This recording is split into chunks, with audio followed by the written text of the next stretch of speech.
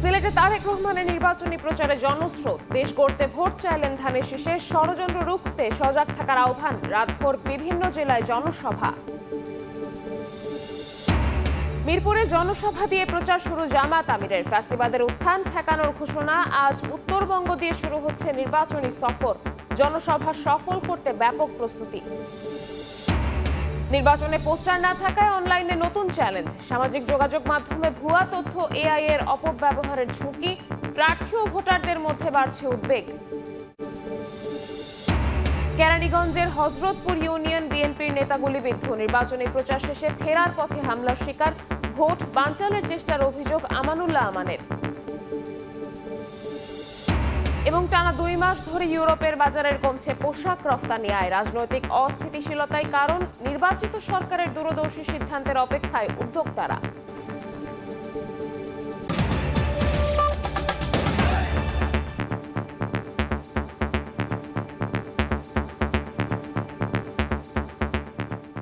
ভোরের সময়ের সঙ্গে আছি আমি শবনব নিবিড়। সিলেটে গণসমাবেশের মধ্য দিয়ে নির্বাচনী প্রচারণায় নামলেন বিএনপি চেয়ারম্যান তারেক রহমান। সবার আগে নিজের দেশ গড়তে ভোট চাইলেন ধানের শীষে। পোস্টাল ব্যালট ডাকাতি সহ সব ষড়যন্ত্র রুখে দেওয়ার ডাক দেন তারেক রহমান। জনরায় পেলে ন্যায়ের ভিত্তিতে দেশ পরিচালনার অঙ্গীকার ব্যক্ত করেন বিএনপি চেয়ারম্যান। এরপর মৌলভীবাজার, হবিগঞ্জ, ব্রাহ্মণবাড়িয়া এবং কিশোরগঞ্জের ভৈরব, নরসিংদী ও নারায়ণগঞ্জে জনসমাবেশেও বক্তব্য রাখেন তারেক রহমান। মিজানুর রহমানের ক্যামেরায় সিলেট থেকে আহমেদ সালেহিনের রিপোর্ট।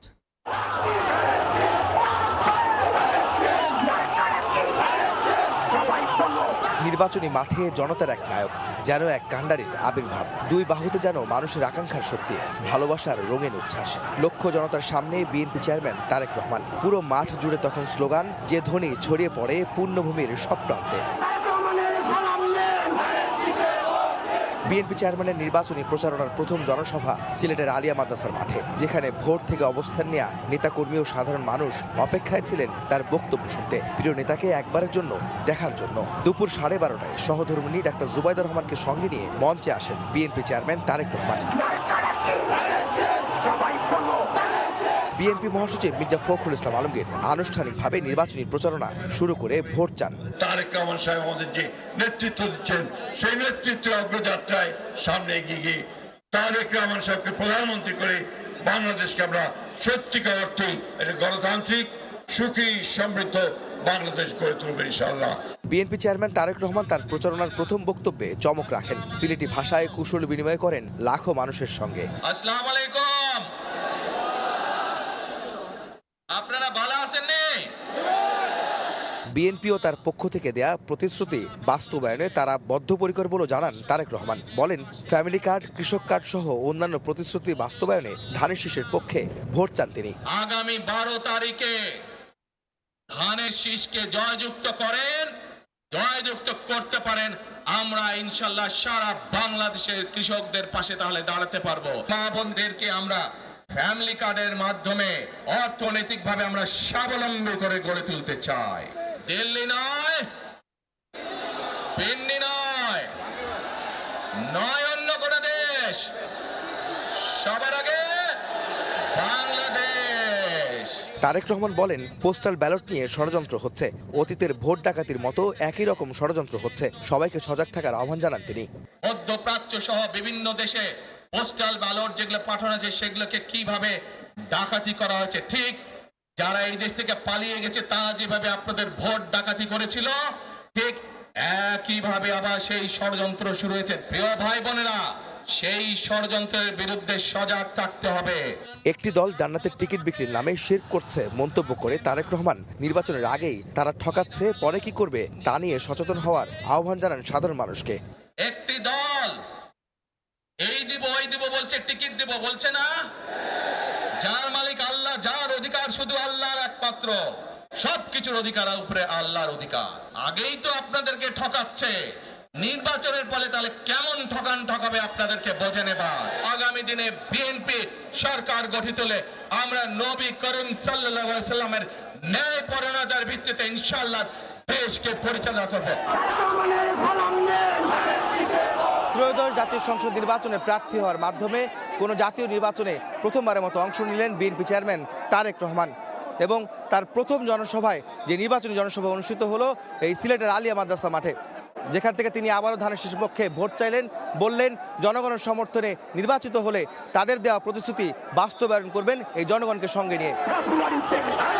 পরে মৌলভীবাজারে জনসভায় যোগ দেন তারেক রহমান। এ সময় বিএনপিকে প্রোটোকল দেয়া নিয়ে যারা উস্কানিমূলক কথা বলছেন তাদেরকে 3 গুণ প্রোটোকল দিতে প্রধান উপদেষ্টার প্রতি আহ্বান জানান তারেক রহমান। অনুরোধ জানাচ্ছি সরকারকে, বিএনপির পক্ষ থেকে, লাখো জনতার পক্ষ থেকে তাদের প্রোটোকল দরকারের 3 ডবল করে দেন। তারা মানুষকে বিভ্রান্ত করছে এবং মানুষ এটা জানতে পেরে মানুষ তাদের উপরে ক্ষিপ্ত হচ্ছে। আমরা চাই না মানুষ ক্ষিপ্ত হয়ে মানুষ কিছু করে বসুক তাদেরকে। এরপরে হবিগঞ্জের জনসভায় যোগ দিয়ে তারেক রহমান বলেন একটি দলের লোক বাড়ি বাড়ি গিয়ে এনআইডি নাম্বার ও বিকাশ নম্বর সংগ্রহ করছে। তারা বলে সৎ মানুষের শাসন কায়েম করবে, বিকাশ নাম্বার নিচ্ছে, ফোন নাম্বার নিচ্ছে, বিকাশ করে টাকা পাঠাচ্ছে। নির্বাচনের আগে যারা মানুষকে এইভাবে অর্থ প্রদান করে, আগেই যারা অসৎ কাজ করে, তারা কেমন করে সৎ মানুষের শাসন কায়েম করবে? এদিন রাতে ব্রাহ্মণবাড়িয়ার সরাইলে জনসভায় সেখানকার সাধারণ মানুষের কাছে ধানের শীষের পক্ষে ভোট চান বিএনপি চেয়ারম্যান। এর আগে যেরকম তথাকথিত ভোট এসছিল, আমুদামুন নির্বাচন হয়েছিল, নিশিরাতের নির্বাচন হয়েছিল, এবারও ভোট নিয়ে কিন্তু ষড়যন্ত্র হচ্ছে। যারা প্রবাসীরা আছে তাদের জন্য যে ব্যালট পেপার পাঠানো হয়েছে, কিভাবে একটা দল সেই ব্যালট পেপারকে দখল করেছে দেখেছেন এই সংবাদ? কাজে এই ষড়যন্ত্র দেশের ভিতরেও চলছে। ফজরের নামাজ পড়ে ভোটের লাইনে দাঁড়িয়ে যাবেন, ভোট কেন্দ্র খোলার সাথে সাথে সিল দিবেন। কোথায় সিল দিবেন? ধানের শীষ। আপনাদের প্রথম কাজ ধানের শীষ এবং মাতাল এবং খাইজুর গাছকে জয়যুক্ত করে পারবেন ইনশাআল্লাহ। শুভেচ্ছা, স্বাগতম। প্রথম দিনের নির্বাচনী প্রচারণা শেষে চট্টগ্রাম, বরিশাল, খুলনা বিভাগের কয়েকটি জেলায় জনসমাবেশ করার কথা রয়েছে বিএনপি চেয়ারম্যান তারেক রহমানের। দেশের মানুষ এই দুর্নীতি দেখতে চায় না। আহমেদ সালেহীন, সময় সংবাদ। 2 যুগ পর 25 জানুয়ারি চট্টগ্রামে যাচ্ছেন বিএনপি চেয়ারম্যান তারেক রহমান। সেখানে মহাসমাবেশে অংশ নেবেন তিনি। সফলভাবে কর্মসূচি আয়োজনের লক্ষ্যে নগরীর ঐতিহাসিক পোলো গ্রাউন্ড মাঠ পরিদর্শন করেছেন Chittagong city mayor doctor Shahadat Hossain. মাঠের সার্বিক অবস্থা, মঞ্চ স্থাপন, প্রবেশ ও বহির্গমন পথ, পরিচ্ছন্নতা, নিরাপত্তা এবং প্রয়োজনীয় অবকাঠামোগত প্রস্তুতি সম্পর্কে খোঁজ খবর নেন তিনি। প্রয়োজনীয় দিক নির্দেশনা দেন সংশ্লিষ্ট কর্মকর্তাদের। সবকিছু এখানে অত্যন্ত প্ল্যান ওয়াইজ করছি, যেহেতু আমরা প্রায় 4-5 দিন আগে থেকে কাজগুলো শুরু করেছি, তো আশা করছি যে ইনশাল্লাহ আমরা উপযোগী করে তুলতে পারবো, দিনের মধ্যে শেষ হয়ে যাবে। এদিকে রাজধানীর মিরপুরে সমাবেশের মধ্য দিয়ে নির্বাচনী প্রচারণা শুরু করলেন জামায়াত ইসলামীর আমির ডাক্তার শফিকুর রহমান। নতুন পোশাকে ফ্যাসিবাদের উত্থান হলে তার পরিণতিও 5 আগস্টের মতো হবে বলে মন্তব্য করেন তিনি। বলেন এদেশে আর ভোট ডাকাতি হতে দেয়া হবে না। এনসিপির আহ্বায়ক নাহিদ ইসলাম সহ জোট সঙ্গীরা উপস্থিত ছিলেন সমাবেশে। জামাতের আমির ডাক্তার শফিকুর রহমানের নির্বাচনী এলাকা ঢাকা 15 আসনে নির্বাচনী সমাবেশের মাধ্যমে আনুষ্ঠানিক প্রচারণা শুরু করল জামাত। মিরপুরে আদর্শ উচ্চ বিদ্যালয়ে বৃহস্পতিবার সকাল থেকে খণ্ড খণ্ড মিছিল নিয়ে উপস্থিত হতে শুরু করেন নেতাকর্মীরা। নির্ধারিত সময়ের আগেই কানায় কানায় পূর্ণ হয় বিদ্যালয় মাঠ।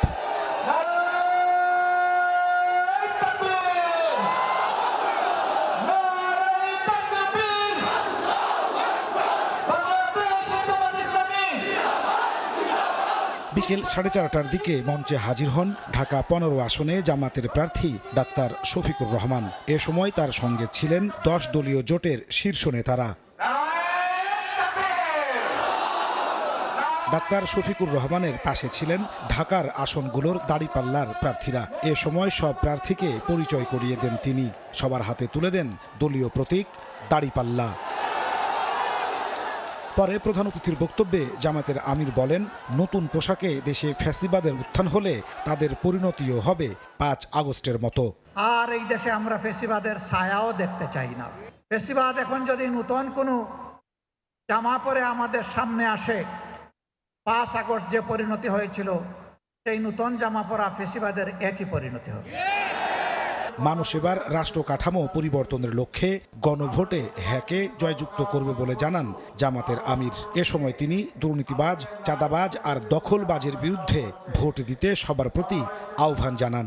যারা নিজেদের দলের লোকদেরকে চাঁদাবাজি, দখল বাণিজ্য, মামলাবাজি, দুর্নীতি, সন্ত্রাস, পাথর মেরে লোক হত্যা, গাড়ি চাপা দিয়ে লোক হত্যা, এগুলা থেকে নিজের কর্মীকে যারা বিরত রাখতে পারবে, আশা করি আগামীর বাংলাদেশ তারা জনগণকে উপহার দিতে পারবে। আর যারা এগুলা পারবে না, তারা যত রঙিন স্বপ্ন জাতিকে দেখাবেন, জাতি তাদের এই মতলব বুঝতে জাতির মোটেই কোনো অসুবিধা হবে না। নিজ নির্বাচনী এলাকা ঢাকা 15 আসনে বিজয়ী হলে তিনি কি করবেন তার সংক্ষিপ্ত ইস্তেহার তুলে ধরেন জামাতের আমির। ভাঙা রাস্তা, বাচ্চারা স্কুলে যাওয়ার সময় 3 বার হুমড়ি খেয়ে পড়ে, তার সাথে হাতে ধরা মাও পড়ে যায়। সন্ত্রাস, মাদক এই এলাকায় দীর্ঘদিন ক্ষতিগ্রস্ত করেছে। বাসায় গ্যাস সাপ্লাই নাই, সারাদিন মহিলারা তাকিয়ে থাকেন কখন গ্যাস আসবে আর হাড্ডি পাশন বসাবেন। আমরা আপনাদেরকে কথা দিচ্ছি, আপনাদেরকে সাথে নিয়ে আপনাদের পাশে দাঁড়িয়ে ইনশাল্লাহ এই সমস্ত সমস্যার সমাধান আমরা করব। জামাত সরকার গঠন করলে নারীদের জন্য নিরাপদ পরিবেশ গড়ার প্রতিশ্রুতিও দেন ডাক্তার শফিকুর রহমান। নাজমুস সালেহী, সময় সংবাদ, ঢাকা। নির্বাচন সামনে রেখে আজ উত্তরবঙ্গ দিয়ে নির্বাচনী সফর শুরু করবেন জামাত ইসলামীর আমির ও 10 দলীয় জোটের শীর্ষ নেতা ডাক্তার শফিকুর রহমান। পঞ্চগড় দিয়ে শুরু হবে এই যাত্রা। দলের শীর্ষ নেতাকে বরণ এবং জনসভা সফল করতে গ্রহণ করা হয়েছে নানা প্রস্তুতি। পঞ্চগড় পৌরসভার চিনিকল মাঠে জনসভার মঞ্চ তৈরি সহ নানা রকম প্রস্তুতি নেন জেলা জামায়াত ইসলামীর নেতাকর্মীরা। জনসভাকে কেন্দ্র করে 10 দলীয় জোটের নেতাকর্মীদের মাঝে উৎসাহ উদ্দীপনা বিরাজ করছে। তারা বলছেন, জাতীয় সংসদ নির্বাচনে দলীয় ও 10 দলীয় জোটের প্রার্থীদের পক্ষে এবং গণভোটে হ্যাঁ এর পক্ষে জনসভায় বক্তব্য দেবেন জামায়াত আমির।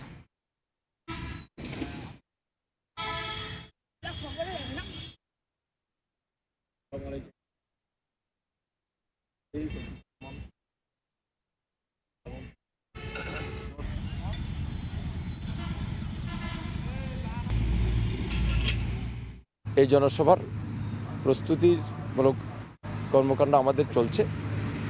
আমরা প্রত্যাশা করি যে ব্যাপক উপস্থিতি মিলবে এবং জনগণের সাড়া মিলবে। আমরা মনে করছি যে পুরো পঞ্চগড় জেলার লক্ষ লক্ষ মানুষের একটি জনসমাগম আগামীকালকে এখানে হতে যাচ্ছে, যেখানে ইনশাআল্লাহ তিল ধারণেরও কোনো ঠাঁই থাকবে না। ত্রয়োদশ জাতীয় সংসদ নির্বাচনে ভোট দেওয়ার পাশাপাশি গণভোটে হ্যাঁ এর পক্ষে ভোট দিতে সাধারণ মানুষকে সচেতন করছেন ঢাকা 11 আসনের প্রার্থী ও জাতীয় নাগরিক পার্টি এনসিপির আহ্বায়ক নাহিদ ইসলাম। বৃহস্পতিবার সন্ধ্যায় নিজ নির্বাচনী আসনের ভাটারা এলাকায় গণসংযোগ করেন তিনি। নির্বাচন কমিশন নিরপেক্ষ থাকবে এই প্রত্যাশা ব্যক্ত করে নাহিদ বলেন, বাংলাদেশের রাজনীতিতে নতুন সমীকরণ তৈরি হয়েছে, মানুষ পরিবর্তন চায় উল্লেখ করে জানান, এবারের নির্বাচনে মানুষের স্বপ্ন, আশা ও আকাঙ্ক্ষার প্রতিফলন ঘটবে।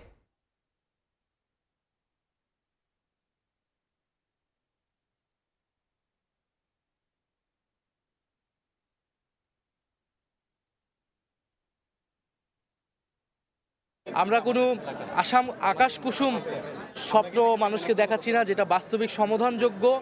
আমরা সেই প্রতিশ্রুতিগুলোই করতেছি, মানুষের সমস্যাগুলো শুনতেছি এবং মানুষকে ইলেকশনে ভোট দেওয়ার পাশাপাশি গণভোটেও যাতে মানুষ ভোট দেয়, হ্যাঁ এর পক্ষে ভোট দেয়, সেই সচেতনতা আমরা তৈরি করতেছি এবং আমরা এবারে নির্বাচন নিয়ে মানুষের ভিতরে কিন্তু সেই ব্যাপক উৎসাহ দেখতে পাচ্ছি। বাংলাদেশের রাজনীতির নতুন সমীকরণ এবারের ইলেকশনে তৈরি হয়েছে।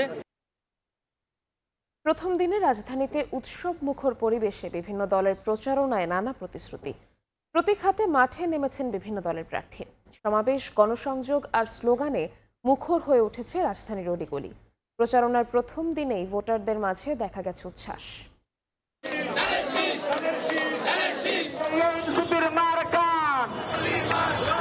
আসন্ন ত্রয়োদশ জাতীয় সংসদ নির্বাচনকে সামনে রেখে রাজধানীতে শুরু হয়েছে নির্বাচনী প্রচারণা। প্রতীক হাতে মাঠে নেমেছেন বিভিন্ন রাজনৈতিক দলের প্রার্থীরা। সমাবেশ, গণসংযোগ আর নেতাকর্মীদের মুহুর্মুহুর স্লোগানে নগরীর অলিগলি ও মাঠে ছড়িয়ে পড়েছে নির্বাচনী উত্তাপ। বৃহস্পতিবার সকাল থেকে একে একে প্রচারণা শুরু করেন প্রার্থীরা। কেউ বাবা মায়ের কবর জিয়ারতের মধ্যে দিয়ে প্রচারণার সূচনা করেন, কেউ বা শ্রদ্ধা জানান বাংলাদেশের 3 সূর্য সন্তানকে, আবার কেউ জুলাই শহীদ পরিবারের বাড়ি থেকে শুরু করেন নির্বাচনী কার্যক্রম। যে যেভাবে পেরেছেন ভোটারদের কাছে টানতে ব্যস্ত সময় পার করছেন প্রার্থীরা। এদিকে ভোটারদের মন জয়ের লক্ষ্যে প্রার্থীরাও দিচ্ছেন নানা প্রতিশ্রুতি। উন্নয়ন, কর্মসংস্থান, নাগরিক সুবিধা ও নিরাপত্তার আশ্বাস দিচ্ছেন তারা। দু একটি রাজনৈতিক দল তারা ইতিমধ্যে তারা ঘরে ঘরে গিয়ে মানুষের কাছে এনআইডি নাম্বার নিচ্ছে, বিকাশ নাম্বার নিচ্ছে। তাদের উদ্দেশ্য অত্যন্ত দুরভিসন্ধি। আগামী 12ই ফেব্রুয়ারি আপনারা নির্বাচনে অংশগ্রহণ করবেন এবং সকলেই ভোট কেন্দ্রে যে আপনাদের ভোটটি আপনারা দিবেন। গণতান্ত্রিক, রাজনৈতিক, সামাজিক, অর্থনৈতিক, সার্বিক নিরাপত্তা এবং উন্নয়ন। আমাদেরকে অবশ্যই এলাকা থেকে সন্ত্রাস, মাদক, চাঁদাবাজি দূর করতে হবে। আমরা ভোটের অধিকার চেয়েছি, নিয়মতান্ত্রিকভাবে সরকার পরিবর্তনের সুযোগ চেয়েছি। দেশে একটা গণতান্ত্রিক, জবাবদিহিমূলক, দায়বদ্ধ একটা সরকার শাসন ব্যবস্থা আমরা তৈরি করতে চেয়েছি। বিএনপি জোটের এবং তাদের যুগপৎ আন্দোলনের শরীকদের পক্ষ থেকে এখানে মনোনয়ন দেওয়া হয়েছে।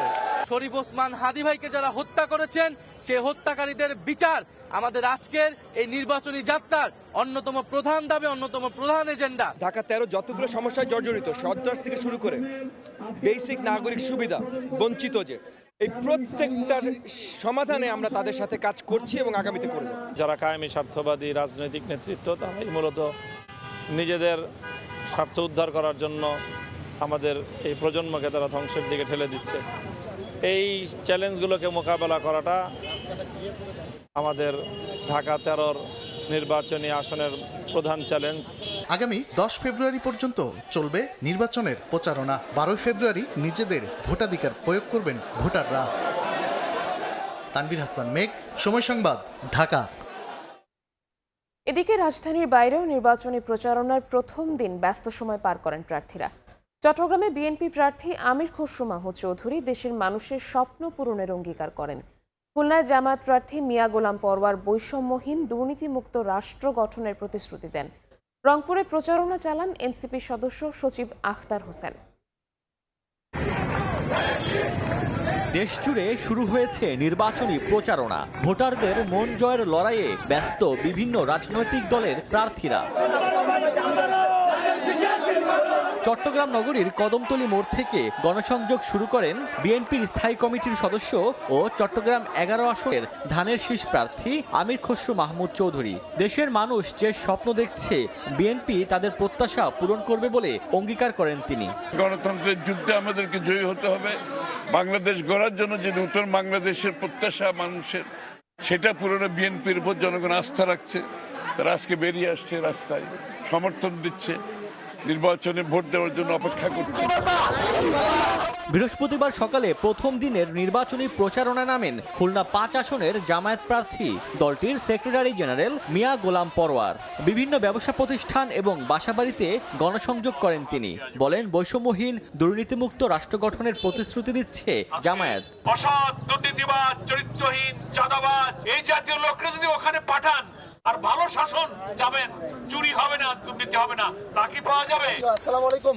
ফসলের মাঠে গিয়ে কৃষকদের কাছে ভোট প্রার্থনা করেন রংপুর 4 আসনের 10 দলীয় জোট প্রার্থী ও এনসিপির সদস্য সচিব আখতার হোসেন।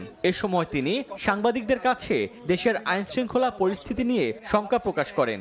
আমরা মনে করি যে সেনাবাহিনী যদি অ্যাক্টিভলি মাঠে থাকে এবং নিরপেক্ষভাবে তাদের ভূমিকাটা পালন করে, সেক্ষেত্রে ভোট সুষ্ঠু হওয়ার দিকে এগিয়ে যাবে। বরিশাল শহর থেকে প্রচারণা শুরু করেন ইসলামী আন্দোলন বাংলাদেশের সিনিয়র নায়েবে আমির ও বরিশাল 5 আসনের প্রার্থী মুফতি সৈয়দ মোহাম্মদ ফয়জুল করিম। দুর্নীতি, সন্ত্রাসমুক্ত, ইনসাফের দেশ গড়তে হাত পাখায় ভোট চান তিনি। দেশের শান্তির জন্য, স্থায়ী শান্তির জন্য এবং দুর্নীতি মুক্তির জন্য আপনারা সবাই হাত পাকায় ভোট দিবেন। এদিকে দলীয় নেতাকর্মীদের নিয়ে প্রচারণা চালিয়েছেন চট্টগ্রাম 10 আসনের বিএনপি মনোনীত প্রার্থী প্রয়াত আব্দুল্লাহ আল নোমানের ছেলে সাইদ আল নোমান। অপরদিকে জামায়াতে ইসলামী মনোনীত পিরোজপুর 1 আসনের প্রার্থী প্রয়াত দেলাওয়ার হোসেন সাইদের ছেলে মাসুদ সাইদি নিজ নির্বাচনী আসনে প্রচারণা চালান। রাজনীতির আসল লক্ষ্য সাধারণ মানুষের জীবনে স্বস্তি ফিরিয়ে আনা, তাদেরকে কষ্ট দেওয়া যাবে না। সন্ত্রাসমুক্ত, মাদকমুক্ত, চাঁদাবাজ মুক্ত একটি পিরোজপুর গড়ার অঙ্গীকার নিয়ে কাজ করছি। নির্বাচন কমিশনের তথ্য মতে 298টি আসনে মোট 1981 জন প্রার্থী প্রতিদ্বন্দ্বিতা করছেন। ওমর ফারুক, সময় সংবাদ। জাতীয় সংসদ নির্বাচনে জনসম্পৃক্ততা বাড়াতে 5 কর্মসূচি গ্রহণ করেছে বিএনপি। বৃহস্পতিবার বিকেলে দলটির কেন্দ্রীয় নির্বাচন পরিচালনা কেন্দ্র থেকে কর্মসূচিগুলো সম্পর্কে অবহিত করা হয়। জনমত গঠনে এখন থেকে কিউআর কোডের মাধ্যমে সরাসরি মতামত ও পরামর্শ জানানো যাবে বিএনপি চেয়ারম্যান তারেক রহমানকে। পাশাপাশি লেখা যাবে চিঠি, পাঠানো যাবে ইমেইল।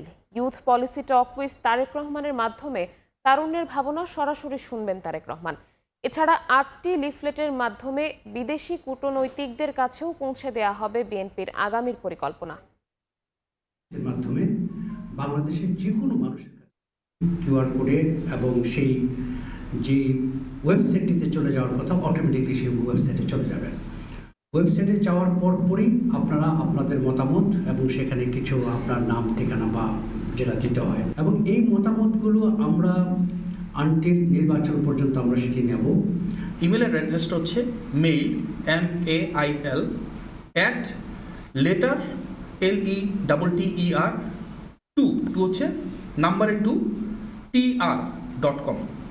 তার মানে মেইল @letter2tr.com এ ইমেল করলে সেই ইমেলগুলো থেকে আমরা এই পরামর্শগুলো ওনাকে প্রিন্ট করে দিব।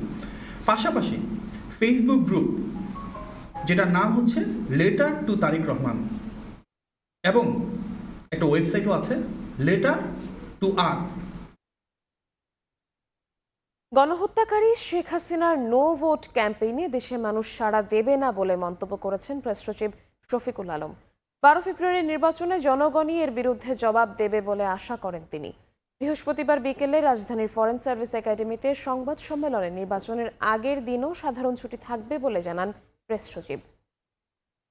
ভোটের দিন ফেব্রুয়ারি 12 পুরোপুরি ছুটি অলরেডি ডিক্লেয়ার করা হয়েছে, আর হচ্ছে ফেব্রুয়ারি 11 বুধবার সাধারণ ছুটি সবার জন্য প্রযোজ্য, আর 10 তারিখ শুধুমাত্র শিল্পাঞ্চলে শ্রমিক ভাই বোনদের জন্য এটা ছুটি। হাজার হাজার মানুষের মৃত্যুর কারণ সে, উনি এমন হেন কোনো হিউম্যান রাইটস অ্যাবিউজ নাই যে করেন নাই, তারপরে উনি কনভিক্টেড একজন ক্রিমিনাল। তো অবশ্যই নাগরিকরা তার যে রেসপন্স তারা 12 ফেব্রুয়ারি দিবে। ত্রয়োদশ জাতীয় সংসদ নির্বাচন সামনে রেখে পোস্টার নিষিদ্ধ করেছে নির্বাচন কমিশন। নির্বাচনী প্রচারে পোস্টারের জায়গায় গুরুত্ব পাচ্ছে অনলাইন মাধ্যম। ইসি সিদ্ধান্তকে অনেকে স্বাগত জানালেও এতে দেখা দিয়েছে নতুন কিছু চ্যালেঞ্জ। সামাজিক যোগাযোগ মাধ্যমে ভুয়া তথ্য ও এআই দিয়ে তৈরি বিভ্রান্তিকর ছবি ভিডিও ছড়ানোর ঝুঁকি নিয়ে উদ্বেগ বাড়ছে প্রার্থী ও ভোটারদের মধ্যে। মানিক মোহাম্মদ ওমরের রিপোর্ট। পোস্টার বাংলাদেশের নির্বাচনী সংস্কৃতিতে হয়ে উঠেছিল গুরুত্বপূর্ণ অনুষঙ্গ, কিন্তু নির্বাচন কমিশনের সিদ্ধান্ত অনুযায়ী এবারের নির্বাচনে পোস্টার নিষিদ্ধ। কমিশনের এমন সিদ্ধান্তকে ইতিবাচক মনে করছেন ভোটাররা, তবে কারো কারো রয়েছে দ্বিমত। পোস্টারের কারণে তো আমাদের দেখা যায় যে রাস্তায় বা অন্যান্য জায়গায় অনেক বেশি ময়লা আবর্জনা বা অনেক প্রবলেম হয় আমাদের সবারই। জন্মের পর থেকে প্রথমবার এত ভিন্ন একটা প্রচারণা, তো ভোট দেওয়ার জন্য অনেক এক্সাইটেড। আমি সোশ্যাল মিডিয়ার সাথে মোটামুটি সম্পৃক্ত, সেদিন আমি দেখি, কিন্তু আমার ফ্যামিলির অন্যান্য সদস্য আছে যারা মোবাইল এগুলো বুঝে না। পোস্টারবিহীন নির্বাচনকে স্বাগত জানিয়েছেন প্রার্থীরাও। পোস্টার না থাকার বিষয়টাকে আমি খুব ভালোভাবে দেখছি, কারণ ফার্স্ট অফ অল এই পোস্টারগুলোর কারণে আমাদের এনভায়রনমেন্টে একটা নেগেটিভ ইফেক্ট পড়তো। আমরা মানুষের হাতে এই লিফলেটটা গেলেই তো হয়, আর ভোটার স্লিপ হচ্ছে দিতে পারলেই হবে, এটা কোনো আমি মনে করি না কোনো অসুবিধা। আমাদের দেওয়ালগুলো নষ্ট হয়ে যায়, আমরা পরিষ্কার পরিচ্ছন্নতাকে পছন্দ করি। নির্বাচনী প্রচারে পোস্টারের জায়গায় গুরুত্ব পাচ্ছে সামাজিক যোগাযোগ মাধ্যম। এর মধ্যে আবার দেখা দিয়েছে ভুয়া তথ্য কিংবা এআই নির্মিত ছবি ভিডিও ছড়ানোর ঝুঁকি। আমার নাম একটা অপপ্রচার করেছে, তো অপপ্রচারটা নোংরামি আমরা করতে চাই না। সারা পৃথিবীতে এমনকি আমাদের দেশেও কিন্তু যারা প্রবীণ তারাও কিন্তু সোশ্যাল মিডিয়া দেখেন। সোশ্যাল মিডিয়ার ক্ষেত্রে চ্যালেঞ্জগুলো আরও সিভিয়ার। এখানে সাইবার বুলিং, তারপর আপনার কি বলবো যে নানা রকম অপপ্রচার। এটাকে যদি আপনি নেগেটিভভাবে উপস্থাপন করেন, এটা তো অনাকাঙ্ক্ষিত, এবং এটা কখনো সুস্থ চিন্তা হতে পারে না। বিশেষজ্ঞরা বলছেন এবারের নির্বাচনে ঝুঁকি তৈরি করতে পারে এআই, তাই নির্বাচন কমিশনের সার্বক্ষণিক মনিটরিং সেল গঠনের পরামর্শ তাদের। এইবারের নির্বাচনে এআইটা একটা ভয়াবহ রূপ ধারণ করতে পারে। ইমেজ কিংবা টেক্সটের ক্ষেত্রে এখন অনেক ধরনের টুলস আছে, মোটামুটি শতভাগ এটাকে নিশ্চিত করা যায় এটা ফেক। কিন্তু ভিডিও, যেটা ডিপ ফেক ইউজ করে যে ভিডিওগুলো তৈরি হচ্ছে, এটা অনেকটাই কিন্তু কোনো এআই আবার এটাকে ফেক ধরতে 100% পারে না। এই ধরনের বাধাটাকে অতিক্রম করার জন্য নির্বাচন কমিশনের পক্ষ থেকে একটা সেল থাকা উচিত। এদিকে নির্বাচন সামনে রেখে ডিজিটাল অঙ্গনে সরব প্রচারণায় নেমেছে দলগুলো। আসন্ন জাতীয় সংসদ নির্বাচনে পোস্টার নিষিদ্ধ হওয়ায় একদিকে রক্ষা পাচ্ছে পরিবেশ, অন্যদিকে যুক্ত হয়েছে সামাজিক যোগাযোগ মাধ্যমে ভুয়া তথ্য ছড়িয়ে পড়ার সম্ভাবনাও। তাই অনলাইনে নজরদারি বাড়ানো দরকার নির্বাচন কমিশনের, এমনটাই মনে করছেন সংশ্লিষ্টরা। মানিক মোহাম্মদ ওমর, সময় সংবাদ, ঢাকা। কেরানীগঞ্জে হযরতপুর ইউনিয়ন বিএনপির সাধারণ সম্পাদক হাসান মোল্লাকে গুলি করেছে দুর্বৃত্তরা। নির্বাচনী প্রচারণার মিটিং শেষে বাড়ি ফেরার পথে তার উপর হামলা করা হয়। রাতে ঢাকা মেডিকেলে গিয়ে বিএনপি চেয়ারম্যানের উপদেষ্টা ও ঢাকা ২ আসনের প্রার্থী আমানুল্লাহ আমান অভিযোগ করেন, নির্বাচন বানচাল করার উদ্দেশ্যে হাসান মোল্লাকে গুলি করা হয়েছে। বৃহস্পতিবার রাতে গুলিবিদ্ধ অবস্থায় ঢাকা মেডিকেলে ভর্তি করা হয় কেরানীগঞ্জের হযরতপুর ইউনিয়ন বিএনপির সাধারণ সম্পাদক হাসান মোল্লাকে। স্বজনরা জানান, হাসান মোল্লা নির্বাচনী কাজ শেষে ওয়াজ মাহফিল থেকে বাড়ি ফেরার পথে মোটরসাইকেলে আসা 2 জন তাকে লক্ষ্য করে গুলি করে পালিয়ে যায়। গুলিবিদ্ধ অবস্থায় হাসান মোল্লাকে স্থানীয়রা উদ্ধার করে হাসপাতালে নিয়ে যায়। কারা এই হামলা চালিয়েছে তা এখনও স্পষ্ট নয়। গুলির মধ্যে একটা মোটরসাইকেল, একজন আরোহী, আরেকজন পিছনে বসা ছিল, চাদর গায়ে দেওয়া, হেডলাইট অফ করে ধীরে ধীরে আর পিছনে ফলো করে কাছে থেকে একটা গুলি করছে। গুলি করা ওই গুলিটা সরাসরি তার পেটে আঘাত হয়েছে। পরে উনি গুলিতে ঢুকে গেছে, তারপরে আরো 2টা ফায়ার করছে। আমরা এই সমস্ত সন্ত্রাসীদেরকে ধিক্কার জানাই এবং আমরা সংঘবদ্ধভাবে প্রতিহত করব। এই সন্ত্রাসীরা কেরানীগঞ্জে কোনো জায়গা পাবে না। রাতে গুলিবিদ্ধ হাসান মোল্লাকে দেখতে ঢাকা মেডিকেলে আসেন বিএনপি চেয়ারম্যানের উপদেষ্টা ও ঢাকা ২ আসনের প্রার্থী আমানুল্লাহ আমান। তিনি অভিযোগ করেন, নির্বাচন বানচালের উদ্দেশ্যেই এই হামলা চালানো হয়েছে। সে যেন আর নির্বাচনী কর্মকাণ্ডে অংশগ্রহণ করতে না পারে, তাকে হত্যা করার উদ্দেশ্যে গুলি করা হয়েছে। অতএব প্রশাসন দেখবেন কারা করেছে, কেন করেছে, তারা পদক্ষেপ নেবেন এবং দোষীদেরকে আইনের আওতায় আনবেন। এটি আমাদের প্রত্যাশা, এটাই আমরা আশাবাদ ব্যক্ত করছি। আমার যেটা ধারণা, সেই পদক্ষেপই তারা গ্রহণ করেছে যাতে নির্বাচনটা বানচাল করে দেয়, নির্বাচন যাতে না হয়। হামলার সঙ্গে জড়িতদের দ্রুত আইনের আওতায় আনার দাবি জানান আমানুল্লাহ আমান। রায়দুল ইসলাম শুভ, সময় সংবাদ, ঢাকা। এবারে নির্বাচনে লড়ছেন 891 জন কোটিপতি প্রার্থী, যার মধ্যে 100 কোটি টাকা মালিকের সংখ্যা 27। তাদের মধ্যে 25% প্রার্থীর মোট ঋণের পরিমাণ 18,868 কোটি টাকা। প্রার্থীদের হলফনামা বিশ্লেষণ করে এ তথ্য জানায় টিআইবি। নির্বাহী পরিচালক ইফতেখারুজ্জামান জানান, সম্পদের তথ্য গোপন করা হলেও তা যাচাইয়ে সংশ্লিষ্ট প্রতিষ্ঠানগুলো ব্যর্থ। ত্রয়োদশ জাতীয় সংসদ নির্বাচনে অংশ নেওয়া প্রার্থীদের হলফনামায় সম্পদের বিশ্লেষণ করে প্রতিবেদন প্রকাশ করেছে দুর্নীতি বিরোধী আন্তর্জাতিক সংস্থা টিআইবি। টিআইবির গবেষণা প্রতিবেদনে বলা হয়, এবারও নির্বাচনে লড়ছেন 891 জন কোটিপতি প্রার্থী, যার মধ্যে 100 কোটিপতি প্রার্থীর সংখ্যা 27 জন। 25% প্রার্থীর মোট ঋণের পরিমাণ 18,868 কোটি টাকা বলেও জানায় সংস্থাটি। টিআইবির অভিযোগ, আইনের মাধ্যমে ঋণখেলাপিদের নির্বাচনে অংশগ্রহণের সুযোগ দেওয়া হয়েছে। এর আগে ছিল 7 দিন আগে পর্যন্ত তথ্যের উপরে নির্ভর করে ঋণ খেলাপিতা যাচাই হতো। এবার সেটাকে 1 দিন আগে আনা হয়েছে, অর্থাৎ ফ্লেক্সিবিলিটি, যোগসাজশের মাধ্যমে খেলাপি ঋণকে খেলাপি তালিকাভুক্ত থেকে সরিয়ে নেওয়ার সুযোগ সৃষ্টি করে দিয়েছে নির্বাচন কমিশন। অর্থাৎ ব্যবসা ভিত্তিক রাজনীতির কাছে নির্বাচন কমিশন জিম্মি হয়েছে। 21 জন প্রার্থী বিদেশি নাগরিকত্ব ত্যাগের ঘোষণা দিলেও টিআইবির তথ্য বলছে, অন্তত 2 জন প্রার্থীর এখনও দ্বৈত নাগরিকত্ব রয়েছে। হলফনামায় বেশ কয়েকজন প্রার্থী সম্পদের তথ্য গোপন করেছে বলেও প্রতিবেদনে উল্লেখ করেছে সংস্থাটি। হলফনামার মাধ্যমে তথ্য প্রকাশ এর ফলে যে সম্ভাব্য প্রাপ্তি, সেটি বাস্তবে অর্জন হচ্ছে না, এই কারণে যে এর সাথে সংশ্লিষ্ট যে 3টি গুরুত্বপূর্ণ প্রতিষ্ঠান রয়েছে নজরদারি প্রতিষ্ঠান, নির্বাচন কমিশন নিজে এবং জাতীয় রাজস্ব বোর্ড এবং দুর্নীতি দমন কমিশন, তারা তাদের ভূমিকা যথাযথ পালন করতে ব্যর্থতার পরিচয় দিচ্ছে বলে কিন্তু এগুলোর কোনো সঠিক সুফল আমরা পাচ্ছি না। এবারের নির্বাচনে কোনো দলই নারী প্রার্থীদের অংশগ্রহণ ৫% লক্ষ্যমাত্রা পূরণ করতে পারেনি। টিআইবির নির্বাহী পরিচালক ইফতেখারুজ্জামান বলেন, ক্ষমতা, অর্থ, পেশিশক্তি এবং ধর্মের কাছে রাজনীতি জিম্মি দশায় পরিণত হচ্ছে। আমাদের রাজনীতিতে অর্থ, পেশি এবং ধর্ম। তাসলিম তৌহিদ, সময় সংবাদ, ঢাকা। ত্রয়োদশ জাতীয় সংসদ নির্বাচন ও গণভোট উপলক্ষে চট্টগ্রামে মতবিনিময় সভা করেছেন সেনাপ্রধান জেনারেল ওয়াকারুজ্জামান। বৃহস্পতিবার সকালে নগরীর সার্কিট হাউসে ঊর্ধ্বতন সামরিক কর্মকর্তা, বিভাগীয় কমিশনার, আইনশৃঙ্খলা বাহিনী ও স্থানীয় প্রশাসনের কর্মকর্তাদের সঙ্গে মতবিনিময় করেন তিনি। এ সময় নির্বাচন সুষ্ঠুভাবে সম্পন্ন করার জন্য আন্তঃপ্রাতিষ্ঠানিক সমন্বয় ও নিরাপত্তা ব্যবস্থাপনা নিয়ে আলোচনা করেন সেনাপ্রধান। একই দিন দুপুরে আইনশৃঙ্খলা পরিস্থিতি মূল্যায়ন করতে কুমিল্লা এরিয়াও পরিদর্শন করেন তিনি।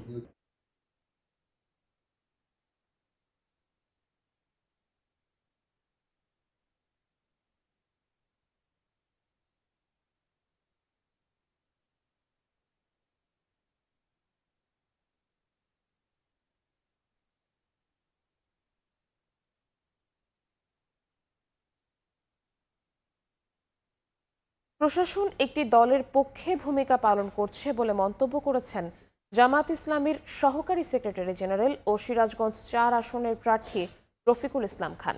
বগুড়া শহরের ঐতিহাসিক আলতাফুন্নেসা খেলার মাঠে জামাত আমিরের জনসভা স্থল পরিদর্শন শেষে সাংবাদিকদের তিনি কথা বলেন। রফিকুল ইসলাম খান অভিযোগ করেন, জামায়াতের ভোটার ও সমর্থকদের হুমকি দেয়া হচ্ছে।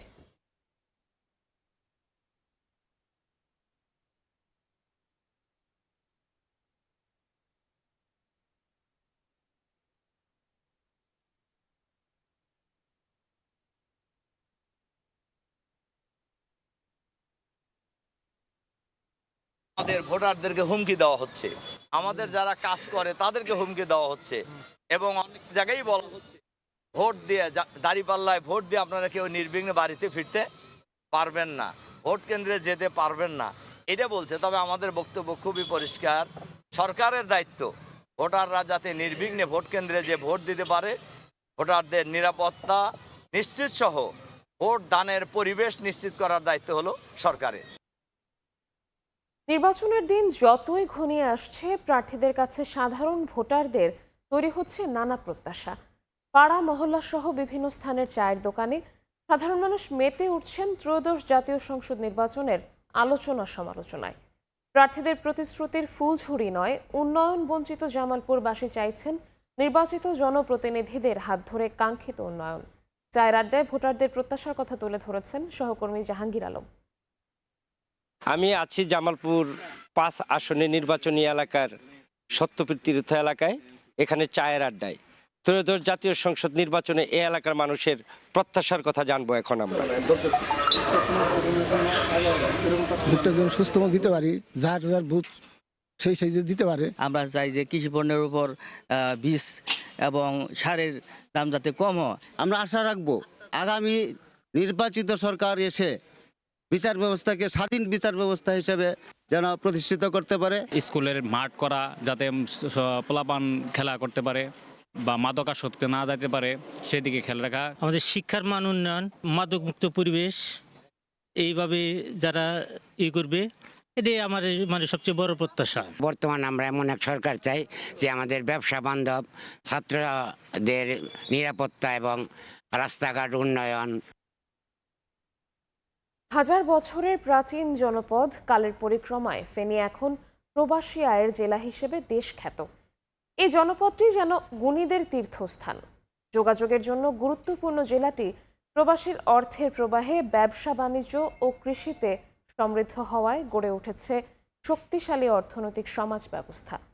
তবে প্রতি বছরই পাহাড়ি ঢল আর উপকূলীয় জলোচ্ছ্বাসে সেখানকার জনগোষ্ঠী টিকে থাকতে পারলেও তাদের সম্ভাবনাগুলোকে দুমড়ে মুচড়ে দেয়। উজানে ও ভাটিতে স্থায়ী টেকসই বেড়িবাঁধ, বিশ্ববিদ্যালয় এবং মেডিকেল কলেজের দাবি চাপা পড়ে আছে যুগের পর যুগ।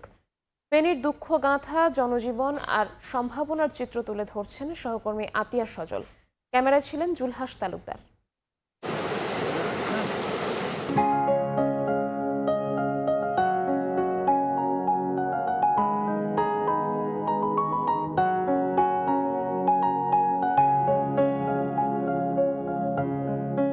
1821 সালে প্রতিষ্ঠিত ভারতবর্ষের ভুলুয়া জেলা 1868 সালে আনুষ্ঠানিকভাবে নোয়াখালী জেলা হিসেবে নামকরণ করা হয়। নোয়াখালীর মহকুমা থেকে 1884 সালে ফেনী জেলার জন্ম। 6 উপজেলা, 5 পৌরসভা ও 3টি সংসদীয় আসনের এ জনপদে রয়েছে ভাষা আন্দোলনের ভাষা শহীদ আব্দুস সালামের আত্মত্যাগ। মহান মুক্তিযুদ্ধের সাথেও রয়েছে ফেনী জেলার এক অনবদ্য এবং গৌরবোজ্জ্বল ইতিহাস। এই জেলার বিভিন্ন মুক্তিযোদ্ধার পাশাপাশি 31 জন খেতাবপ্রাপ্ত মুক্তিযোদ্ধা রয়েছে, যাদের অবদানের কারণে 16 ডিসেম্বর নয় 6 ডিসেম্বর ফেনী হানাদার মুক্ত হয়েছিল এবং ওই দিনেই ফেনীতে উঠেছিল স্বাধীন বাংলার লাল সবুজের পতাকা। কবি নবীনচন্দ্র সেন, ভাটিরবাগ শমশের গাজী, পণ্ডিত হাবিবুল্লাহ বাহার, ঢাকা বিশ্ববিদ্যালয়ের প্রথম ভিসি স্যার এফ রহমান, শহীদ জহির রায়হান, শহীদ শহীদুল্লাহ কায়সার, সাংবাদিক সেলিনা পারভিন, শহীদ ফয়জুল মহি, নাট্যকার সেলিম আল দিন এবং সদ্য প্রয়াত বাংলাদেশের প্রথম মহিলা প্রধানমন্ত্রী বেগম খালেদা জিয়া সহ দেশখ্যাত অসংখ্য গুণীজন।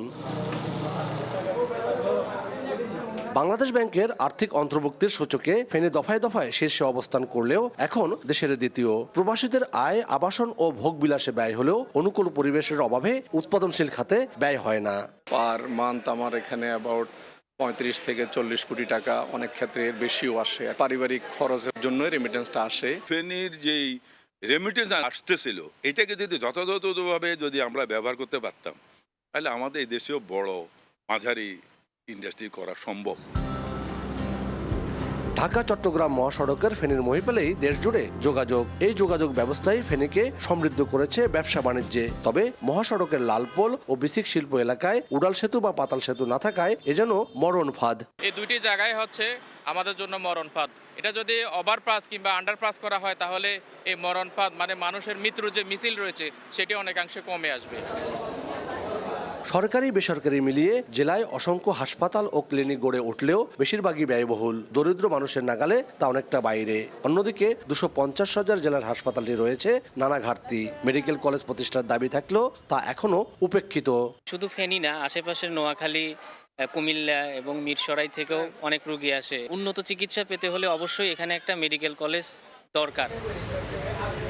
শতবর্ষীয় কমপক্ষে 10টি শিক্ষা প্রতিষ্ঠান এই জনপদের গৌরব বহন করছে। সরকারি বেসরকারি অসংখ্য শিক্ষা প্রতিষ্ঠান থাকলেও এখানে নেই কোনো পাবলিক বিশ্ববিদ্যালয়। উচ্চশিক্ষা প্রতিষ্ঠান যেটাকে আমরা পাবলিক বিশ্ববিদ্যালয় বলি, এটি আমাদের দীর্ঘদিনের দাবি। প্রত্যাশা করি অচিরেই এখানে একটি পাবলিক বিশ্ববিদ্যালয় স্থাপিত হবে।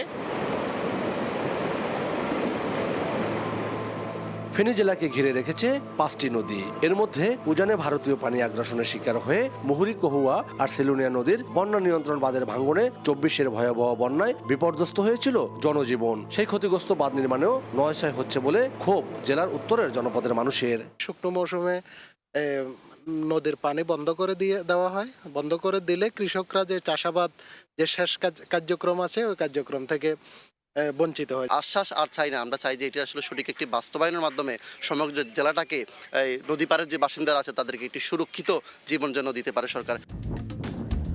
অন্যদিকে জেলার ভাটিতে দক্ষিণাঞ্চলের উপকূলীয় উপজেলা সোনাগাজীতে বাংলাদেশের দ্বিতীয় বৃহত্তর মুহুরী সেচ প্রকল্প রয়েছে। এখানে গড়ে উঠেছে দেশের প্রথম বায়ু ও সৌর বিদ্যুৎ কেন্দ্র।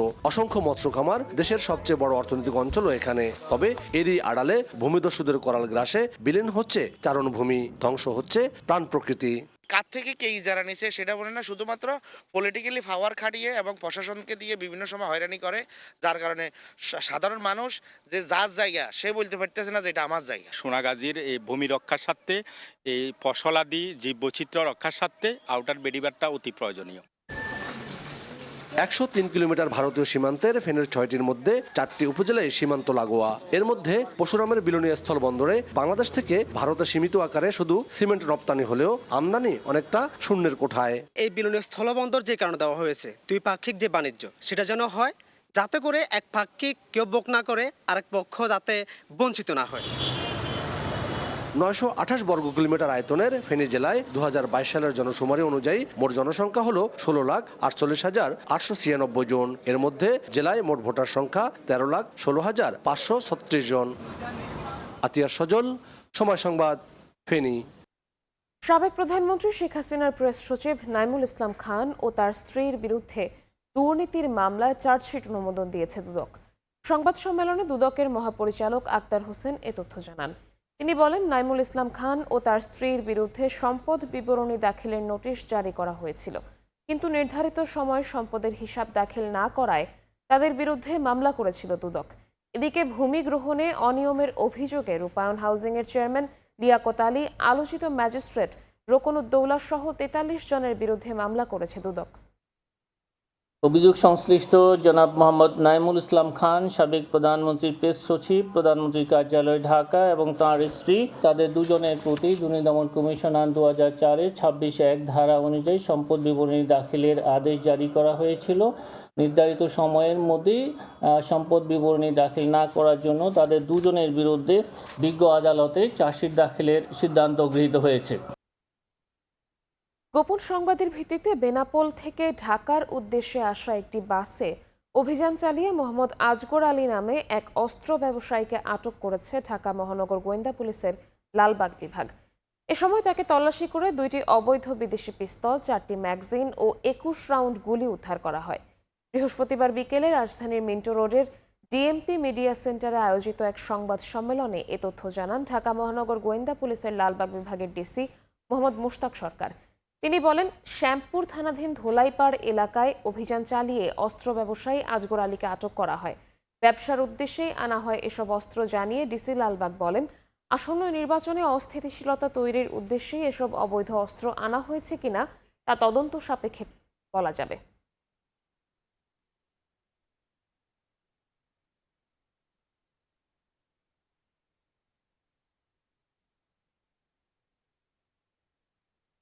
একজন অস্ত্র ব্যবসায়ী এবং সে আগেও অস্ত্র এরকম কেনাবেচার সাথে জড়িত ছিল, গ্রেপ্তার হয়েছে পুলিশের কাছে এবং আজকেও সে এই 2টি বিদেশি পিস্তল, 4টি ম্যাগাজিন এবং 21 রাউন্ড গুলি সহ আমাদের মহানগর গোয়েন্দা পুলিশের হাতে গ্রেপ্তার হয়। যে কোনোভাবে আইন শৃঙ্খলা পরিস্থিতি যেন অবনতি ঘটানো যায়, এটা হলো তাদের মূল বিষয়।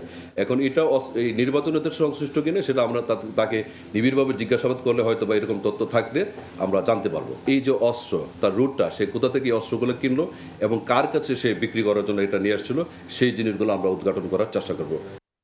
10 থেকে 30 কাউন্ট সুতা আমদানিতে বন্ড সুবিধা প্রত্যাহারের সুপারিশ কার্যকরে কঠোর অবস্থানে Bangladesh textile mills association BTMA.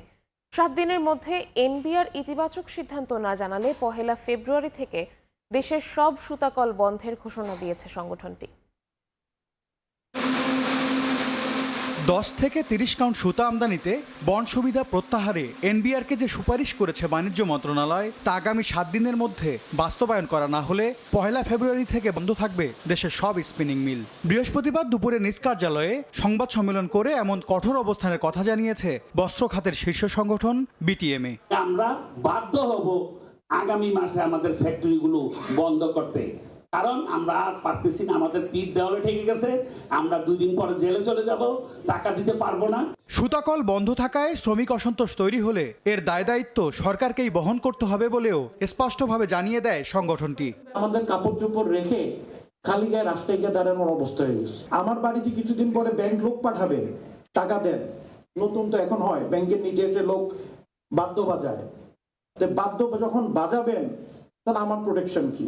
বাদ্য বাজানোর আগেই ব্যাংক আর্থিক প্রতিষ্ঠান জানুক আমরা বন্ধ হয়ে গেছি, এখন বাদ্যটা কালকে থেকে বাজুক, কোনো সমস্যা নেই। এমনকি ব্যাংক আর্থিক প্রতিষ্ঠানের দায় দেনা সুতাকল মালিকরা পরিশোধ করতে পারবে না বলেও সতর্ক করেন বিটিএমএ সভাপতি। আমাদেরকে টাকা না দিয়ে বা অর্থায়ন না করে বা পলিসি সাপোর্ট না দিয়ে আপনি সার্কুলারে দিচ্ছেন, লুটিং ব্যাংক যেগুলো আছে লুট করে গেছে তাদেরকে আপনি টাকা পৌঁছাচ্ছেন। একটা ব্যাংকের এমডিরও তো চাকরি যায় নাই, জেলে যায় নাই, জেলে যাই আমরা ব্যবসায়ীরা। সরকারের এমন সিদ্ধান্ত দেশের প্রধান রপ্তানি খাত ধ্বংসে কোনো বৃহৎ ষড়যন্ত্রের অংশ কিনা তা খতিয়ে দেখার তাগিদ দেয়া হয় বিটিএম এর সংবাদ সম্মেলনে। এমএস আরিফিন, সময় সংবাদ, ঢাকা। সংস্কারের চেয়ে প্রশাসনের পুনর্বিন্যাস ও জবাবদিহি জরুরি বলে মন্তব্য করেছেন বিএনপির vice chairman doctor Asaduzzaman Ripon. বৃহস্পতিবার দুপুরে সিরডাপ মিলনায়তনে সিজিএস আয়োজিত আলোচনা সভায় এ মন্তব্য করেন তিনি। আলোচনা সভায় তত্ত্বাবধায়ক সরকারের সাবেক উপদেষ্টা ডক্টর হোসেন জিল্লুর রহমান বলেন, প্রশাসনের নানা রেগুলেশন হয়রানির প্রধান উৎস। জনগণের কল্যাণে আমলাতান্ত্রিকতা নিয়ন্ত্রণের মাধ্যমে হয়রানি বন্ধে সরকারের উদ্যোগ নেওয়া উচিত। এছাড়া আলোচকরা বলেন, ব্যবসায়ীদের কর ছাড় শর্তযুক্ত হওয়া উচিত। কর ছাড় সুবিধা মানুষের উপকারে আসে কিনা সেটাও দেখতে হবে। অন্তর্বর্তী সরকারেরও কাজের স্বচ্ছতা দরকার জানিয়ে তারা বলেন, জনকল্যাণে সরকার কি কি করেছে সেটা বলে যেতে হবে। ফিনান্সিয়ালি যারা অনেকটা বেশি সচ্ছল, এই লোকগুলো কিন্তু আপনার দেখবে যদি মন্ত্রী না হন তাহলে তারা এমপি হোস্টেলে থাকেন না। ওই এমপি হোস্টেলে থাকে তাদের চাকর বাকর পার্সোনাল স্টাফও থাকে এমপি হোস্টেলে। এটা তো একটা অপচয়। এই জায়গাগুলোর এই বিষয়গুলো অ্যাড্রেস করা দরকার। ডে 1 থেকে আমলাতন্ত্রকে আরো এক্সেসিভলি ক্ষমতায়িত করা হয়েছে। রিফর্ম কমিশন কোনোটাই কেন গতি পাচ্ছে না?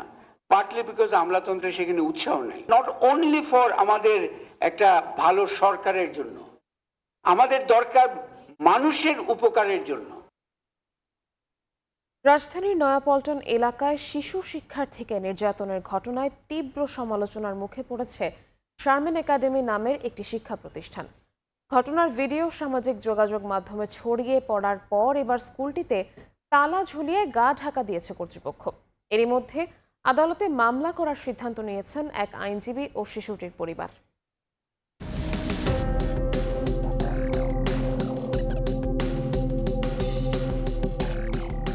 18 জানুয়ারি বেলা 12:51। সিসি ক্যামেরার ফুটেজে দেখা যাচ্ছে গোলাপি শাড়ি পরা এক নারী শিশুটিকে নিয়ে একটি কক্ষে প্রবেশ করেন। এ সময় শিশুটির গালে চড় মারতে দেখা যায় তাকে। সোফায় বসিয়ে আবারও আঘাত করেন তিনি। পরে আরেক ব্যক্তিকে দেখা যায় শিশুটির মুখের সামনে স্টেপলার দিয়ে ভয় দেখাতে। ঘটনাটি ঘটেছে রাজধানীর নয়াপল্টনের শারমিন একাডেমি নামে একটি প্রতিষ্ঠানে। সিসিটিভি ফুটেজটি সালেউদ্দিন নামে একজন আইনজীবী তার ফেসবুকে প্রথম শেয়ার করেন। সবাই এই বিষয়টি নিয়ে জাগ্রত। এটা একটা সুষ্ঠু বিচার এবং ন্যায় বিচারের মাধ্যমে একটা নজির সৃষ্টি করা। প্রতিষ্ঠানটির সব ধরনের কার্যক্রম বন্ধ রয়েছে। বাচ্চাদের শাসন করবে, অবশ্যই করবে, এটা তাদের অধিকার আছে, কিন্তু যেটা দেখছি এটাতেই খারাপ লাগছে। শিশুটির পরিবারও এ ঘটনায় মানসিকভাবে ভেঙে পড়েছেন, তবে মামলার সিদ্ধান্ত নিয়েছেন তারাও। ও একটু ট্রমাতে আছে, ওর শরীরটা ভালো না। ও বর্তমানে এখন আমার মায়ের কাছে আছে। অফিসিয়ালি বা ফর্মালি যেটা বলেন, ও মামলা করব। ঘটনার সঙ্গে জড়িতদের এরই মধ্যে শনাক্ত করেছে পুলিশ। অভিযোগ পাওয়ার সাপেক্ষে দ্রুতই তাদের বিরুদ্ধে ব্যবস্থা গ্রহণ করা হবে। সিসি ফুটেজে শিশুটিকে শারীরিক ও মানসিকভাবে নির্যাতনকারীদের একজন শিক্ষা প্রতিষ্ঠানটির অধ্যক্ষ শারমিন জাহান, আরেকজন পবিত্র রঞ্জন বড়ুয়া। বুলবুল রেজা, সময় সংবাদ, ঢাকা। মোংলা পশুর নদীর চর থেকে অজ্ঞাত এক ব্যক্তির মরদেহ উদ্ধার করা হয়েছে। বৃহস্পতিবার সকালে সিগন্যাল টাওয়ার এলাকার বালুর ডাইক সংলগ্ন নদীর তীর থেকে মরদেহটি উদ্ধার করে নৌপুলিশ। পুলিশ জানায় মরদেহটি পড়ে থাকতে দেখে পুলিশে খবর দেন স্থানীয়রা। পরে ঘটনাস্থলে গিয়ে লাশ উদ্ধার করে নৌপুলিশ। সুরতহালে লাশের শরীরের কোনো আঘাতের চিহ্ন পাওয়া যায়নি। ময়নাতদন্তের জন্য বাগেরহাট সদর হাসপাতালের মর্গে পাঠানো হয়েছে লাশটি। ময়নাতদন্তের রিপোর্ট পেলে মৃত্যুর সঠিক কারণ জানা যাবে। সীমান্তে চোরাচালান বন্ধ ও অপরাধ দমনে 3 মাসে প্রায় 5.5 কোটি টাকা মূল্যের চোরাচালানি মালামাল ও মাদকসহ 2 জনকে আটক করেছে বিজিবি।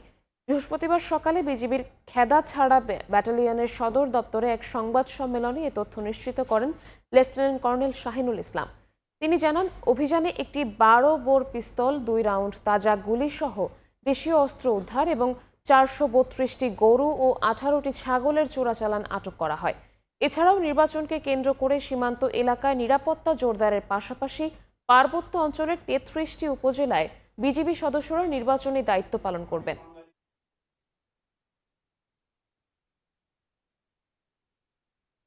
দেশের সব মহাসড়কে 3 চাকার যানবাহন চলাচল নিষিদ্ধ, অথচ ঢাকা বরিশাল মহাসড়কে দাপিয়ে বেড়াচ্ছে ইজি বাইক, ব্যাটারি চালিত ভ্যান, মাহিন্দ্র, নসিমনের অবৈধ যান। এতে পাল্লা দিয়ে বাড়ছে দুর্ঘটনা। চলতি মাসেই রয়েছে 12 জনের প্রাণহানি। এজন্য একে অপরকে দুষছেন যাত্রী ও চালকরা। দুর্ঘটনা রোধে চেকপোস্ট বসিয়ে আর্থিক জরিমানা সহ নানা কার্যক্রম চালিয়ে যাওয়ার কথা জানায় হাইওয়ে পুলিশ। সঞ্জয় কর্মকার অভিজিতের রিপোর্ট, ছবি তুলেছেন শাহাদাত আকন। দেশের সব আঞ্চলিক সড়ক ও মহাসড়কে 3 চাকার যান চলাচল নিষিদ্ধ ঘোষণা করেছে উচ্চ আদালত। অথচ ঢাকা বরিশাল মহাসড়কের মাদারীপুরের 45 কিলোমিটার অংশে চলছে ইজি বাইক, ব্যাটারি চালিত ভ্যান, মাহিন্দ্র, নসিমনের মতো অবৈধ যান। এতে বাড়ছে দুর্ঘটনা, প্রাণ হারাচ্ছে মানুষ। গত 18 জানুয়ারি মহাসড়কটির সদর উপজেলার ঘটকচরে যাত্রীবাহী বাস নিয়ন্ত্রণ হারিয়ে ইজি বাইককে চাপা দেয়। ঘটনাস্থলে মারা যান 5 নারীসহ 7 জন। এর এক সপ্তাহ আগে গত 13 জানুয়ারি তাঁতিবাড়ি এলাকায় কাভার্ড ভ্যানের ধাক্কায় নারীসহ ভ্যানের 3 যাত্রী নিহত হন। প্রতিবাদে মহাসড়কে টায়ার জ্বালিয়ে বিক্ষোভ করলে 2 ঘন্টা বন্ধ থাকে যান চলাচল। একের পর এক দুর্ঘটনায় বাড়ছে শঙ্কা। রাস্তা যদি একটু বড় করে এক সাইড থেকে আসে এক সাইডে যায় তাইলে মনে হয় আমার দুর্ঘটনা কম হয়। ইজি বাইক, এই মাহেন্দ্র ভ্যান এগুলো না চললে এটা প্রতিরোধ করা সম্ভব। ঘন্টায় মহাসড়কে 60 ও আঞ্চলিক সড়কে 40 কিলোমিটার গতিবেগে গাড়ি চালানোর বিধান রয়েছে, অথচ কোনো নিয়ম নীতির তোয়াক্কা না করেই বেপরোয়াভাবে গাড়ি চলছে ঢাকা বরিশাল মহাসড়কে। ফলে প্রায় ঘটছে ছোট বড় দুর্ঘটনা, অকালে প্রাণ হারাচ্ছে মানুষ। এ নিয়ে পাল্টাপাল্টি অভিযোগ যাত্রী ও চালকদের। 1 নাম্বার সমস্যা হচ্ছে অটোর। আপনার অটো এদের কোনো প্রশিক্ষণ নাই। আমরা গরিব মানুষ, পেটের দায় চালাই, আমাদের সংসার আছে, আমরা লেখাপড়া জানি না, আমরা কি করব। অবশ্য হাইওয়ে পুলিশ বলছে মহাসড়কে দুর্ঘটনা রোধে নিয়মিত অভিযান চালানো হচ্ছে। গতি নিয়ন্ত্রণের জন্য আমরা ওভার স্পিডের মামলা দিচ্ছি, পাশাপাশি আমরা এখন এই অটো ভ্যানেও প্রসিকিউশন দিচ্ছি। গত 4 মাসে ঢাকা বরিশাল মহাসড়কে 18টি দুর্ঘটনায় প্রাণ হারিয়েছেন অন্তত 31 জন। এর মধ্যে চলতি মাসেই 4টি দুর্ঘটনায় 12 জন মারা গেছেন। ঢাকা বরিশাল মহাসড়ক 2 লেন থেকে 6 লেনে উন্নীতিকরণের দাবি দক্ষিণাঞ্চলবাসীর দীর্ঘদিনের। এই প্রত্যাশাটুকু পূরণ হলে এই মহাসড়কে দুর্ঘটনার হার অনেকাংশে কমে আসবে বলে মনে করছেন বিশেষজ্ঞরা। সঞ্জয় কর্মকার, অভিজিৎ, সময় সংবাদ, মাদারীপুর। জুলাই সনদের মাধ্যমে জনগণের আকাঙ্ক্ষাকে বাস্তবায়নের চেষ্টা করা হয়েছে বলে জানিয়েছেন প্রধান উপদেষ্টার বিশেষ সহকারী অধ্যাপক আলী রিয়াজ। বৃহস্পতিবার দুপুরে খুলনা বিভাগীয় কমিশনার কার্যালয়ে গণভোট প্রচার ও ভোটার উদ্বুদ্ধকরণের উদ্দেশ্যে আয়োজিত এক মতবিনিময় সভায় প্রধান অতিথির বক্তব্যে তিনি একথা বলেন। আলী রিয়াজ বলেন, এটি কোনো রাজনৈতিক দলের এজেন্ডা নয়, বরং জনগণের পক্ষ থেকে দেশ গড়ার একটি সুস্পষ্ট দিক নির্দেশনা। সভায় খুলনা বিভাগের বিভিন্ন প্রশাসনিক কর্মকর্তা, বিভিন্ন বিশ্ববিদ্যালয়ের শিক্ষক শিক্ষার্থী এবং নানা শ্রেণী পেশার মানুষ উপস্থিত ছিলেন।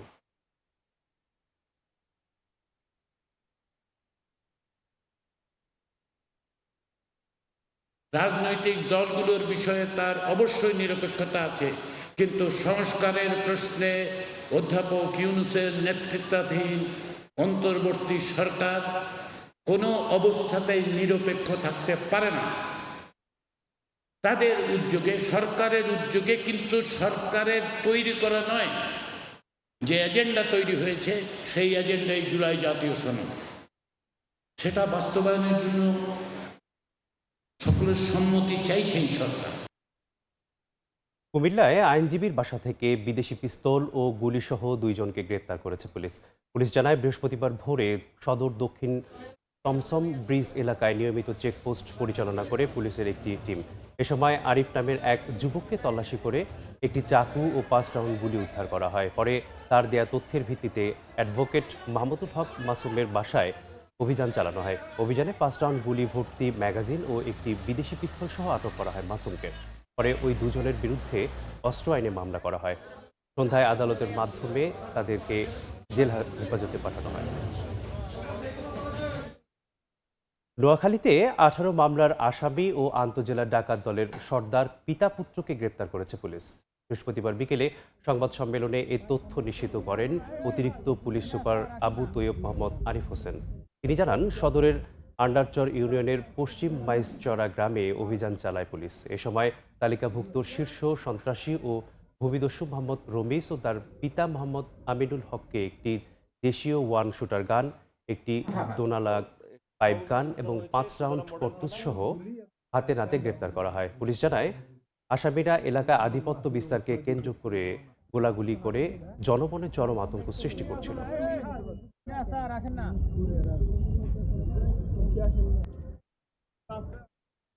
ফরিদপুরের সালথায় জমিতে সেচ দেয়া নিয়ে দুপক্ষের মধ্যে সংঘর্ষে 10 জন আহত হয়েছেন।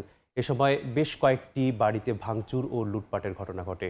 পুলিশ জানায়, বৃহস্পতিবার বিকেলে উপজেলার বালিয়া গ্রামের মাঠে পেঁয়াজের জমিতে সেচ দেয়া নিয়ে শহীদ শরীফের সঙ্গে হাতাহাতি হয় একই এলাকার জাহিদের। এরই জের ধরে সন্ধ্যায় বালিয়া বাজার এলাকায় উভয় পক্ষের মধ্যে ধাওয়া পাল্টা ধাওয়ার ও সংঘর্ষের ঘটনা ঘটে।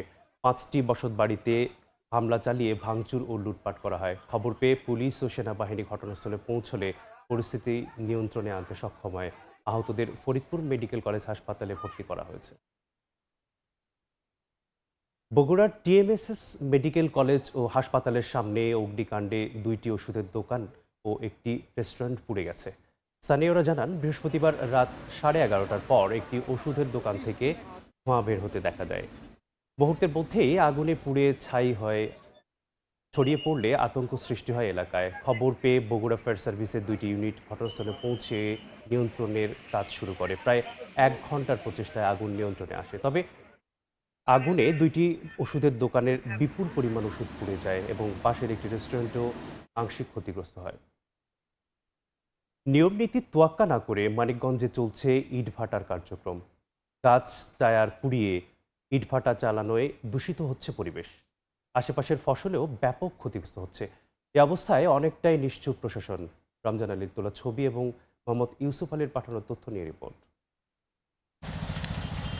ইট ভাটা থেকে নির্গত হচ্ছে বিষাক্ত কালো ধোঁয়া, দূষিত হচ্ছে পরিবেশ। স্থানীয়দের অভিযোগ, মানিকগঞ্জের অধিকাংশ ইট ভাটাতে পোড়ানো হয় গাছ ও টায়ার। এতে জনবসতিপূর্ণ এলাকার পরিবেশ নষ্ট হচ্ছে। ফসলেরও ব্যাপক ক্ষতি হওয়ায় লোকসানের আশঙ্কা করছেন কৃষকরা। ইট ভাটার কারণে কালো ধোঁয়াতে আমাদের শস্য কম হচ্ছে, এই সরিষা হচ্ছে না, এই ধান হয় না। বাড়ির আমটাম ফল টলের আবাদ টাবাদ, তারপরে 3 ফসলের জায়গা, এই জায়গা মানে ধোয়ার জন্য শস্য কন ধান কন সবারই ক্ষতি হইতেছে। গেছে বছর ধান আমাকে পুরে একের ছাবা হয়ে গেল, কিছু টাকা আমাকে ডিসমাল প্রতি তারা একখানে পয়সা দিয়ে দিল। এদিকে কাঠ পোড়ানো নিষিদ্ধ থাকলেও নানা অজুহাত দেখাচ্ছে ইট ভাটার সঙ্গে সম্পৃক্তরা। আমি কাঠ ব্যবহার ওরকম কোনো কিছু করি না, যা ব্যবহার করে যা লোকজনের রান্না বান্না করার জন্য যে লাট ওটাই ব্যবহার করি। জাস্ট হালকা কিছু আমি ব্যবহার যারা যাত সামান্য আর কি, কৃষকদের সাথে যাতে ক্ষতি না হয় ওই চিন্তা ভাবনা করে আমরা এই আমাদের ইটা চালানোর চেষ্টা করি। শুধু ফায়ারিং এর সময় হয়তো 2-4 ঘন্টা 100 মণ 150 মণ কাঠ আমরা পোড়াই, এইটুকু, এরপর আর কোনো কাঠই প্রয়োজন হয় না। এই ব্যাপারে দায় ছাড়া জবাব জেলা প্রশাসন ও পরিবেশ অধিদপ্তরেরও। গাছ পোড়ানোর বিষয়ে যদি স্পেসিফিক কোনো নিউজ থাকে, সেটা যদি আমরা জানতে পারি, আমরা অবশ্যই জেলা প্রশাসনকে অবহিত করব। আমরা নির্বাহী ম্যাজিস্ট্রেট পেলে আমরা ইটভাটায় অভিযান করব। ইটভাটা সেটি যদি অবৈধ ইটভাটা হয়, সেটির বিরুদ্ধে পরিবেশ অধিদপ্তর এবং আমাদের ম্যাজিস্ট্রেটরা নিয়মিত অভিযান পরিচালনা করছে। আইন অনুযায়ী আমরা সার্বক্ষণিক তাদের বিরুদ্ধে অভিযান পরিচালনা করছি। জেলা পরিবেশ অধিদপ্তরের দেয়া তথ্য মতে মানিকগঞ্জের 7 উপজেলায় 124টি ইটভাটা রয়েছে। এর মধ্যে 21টি ইটভাটায় অবৈধ। সময় সংবাদ, মানিকগঞ্জ। কিশোরগঞ্জের হাওরে চলছে বোরো ধান আবাদের ব্যাপক প্রস্তুতি। তবে মৌসুমের শুরুতে বেশি দামে সার কিনে বেকায়দায় পড়েছে কৃষক। উৎপাদন খরচ বেড়ে গেলে ন্যায্য মূল্য পাওয়া নিয়ে শঙ্কায় রয়েছে তারা। এদিকে বাম্পার ফলনের আশায় কৃষকদের সব ধরনের সহযোগিতা দেওয়া হচ্ছে বলে জানিয়েছে কৃষি বিভাগ। নূর মোহাম্মদের পাঠানো তথ্য ও ছবি নিয়ে রিপোর্ট। মাঠে মাঠে কৃষকদের ব্যস্ততা, জোরে সোরে চলছে বোরো ধান আবাদের কর্মযজ্ঞ। কিশোরগঞ্জের ইটনা, মিঠামইন ও অষ্টগ্রাম উপজেলার বিভিন্ন হাওরের ফসলের মাঠে এখন দিনরাত ব্যস্ত সময় পার করছেন কৃষকেরা। তবে বাজার থেকে ইউরিয়া সার কিনতে হচ্ছে বেশি টাকায়, চড়া ডিজেলের দামও, এতে বাড়ছে উৎপাদন ব্যয়। একটা মনির দাম 800, ধানের বেলা দর যায় ভাই 1200-1300। মনির দাম বাড়তি, সারের দাম বাড়তি, এগুলো সব জিনিসের দাম বাড়তি হিসাবে গেছে, হিসাব করে মানে আমরা বন্ধ থাকে না।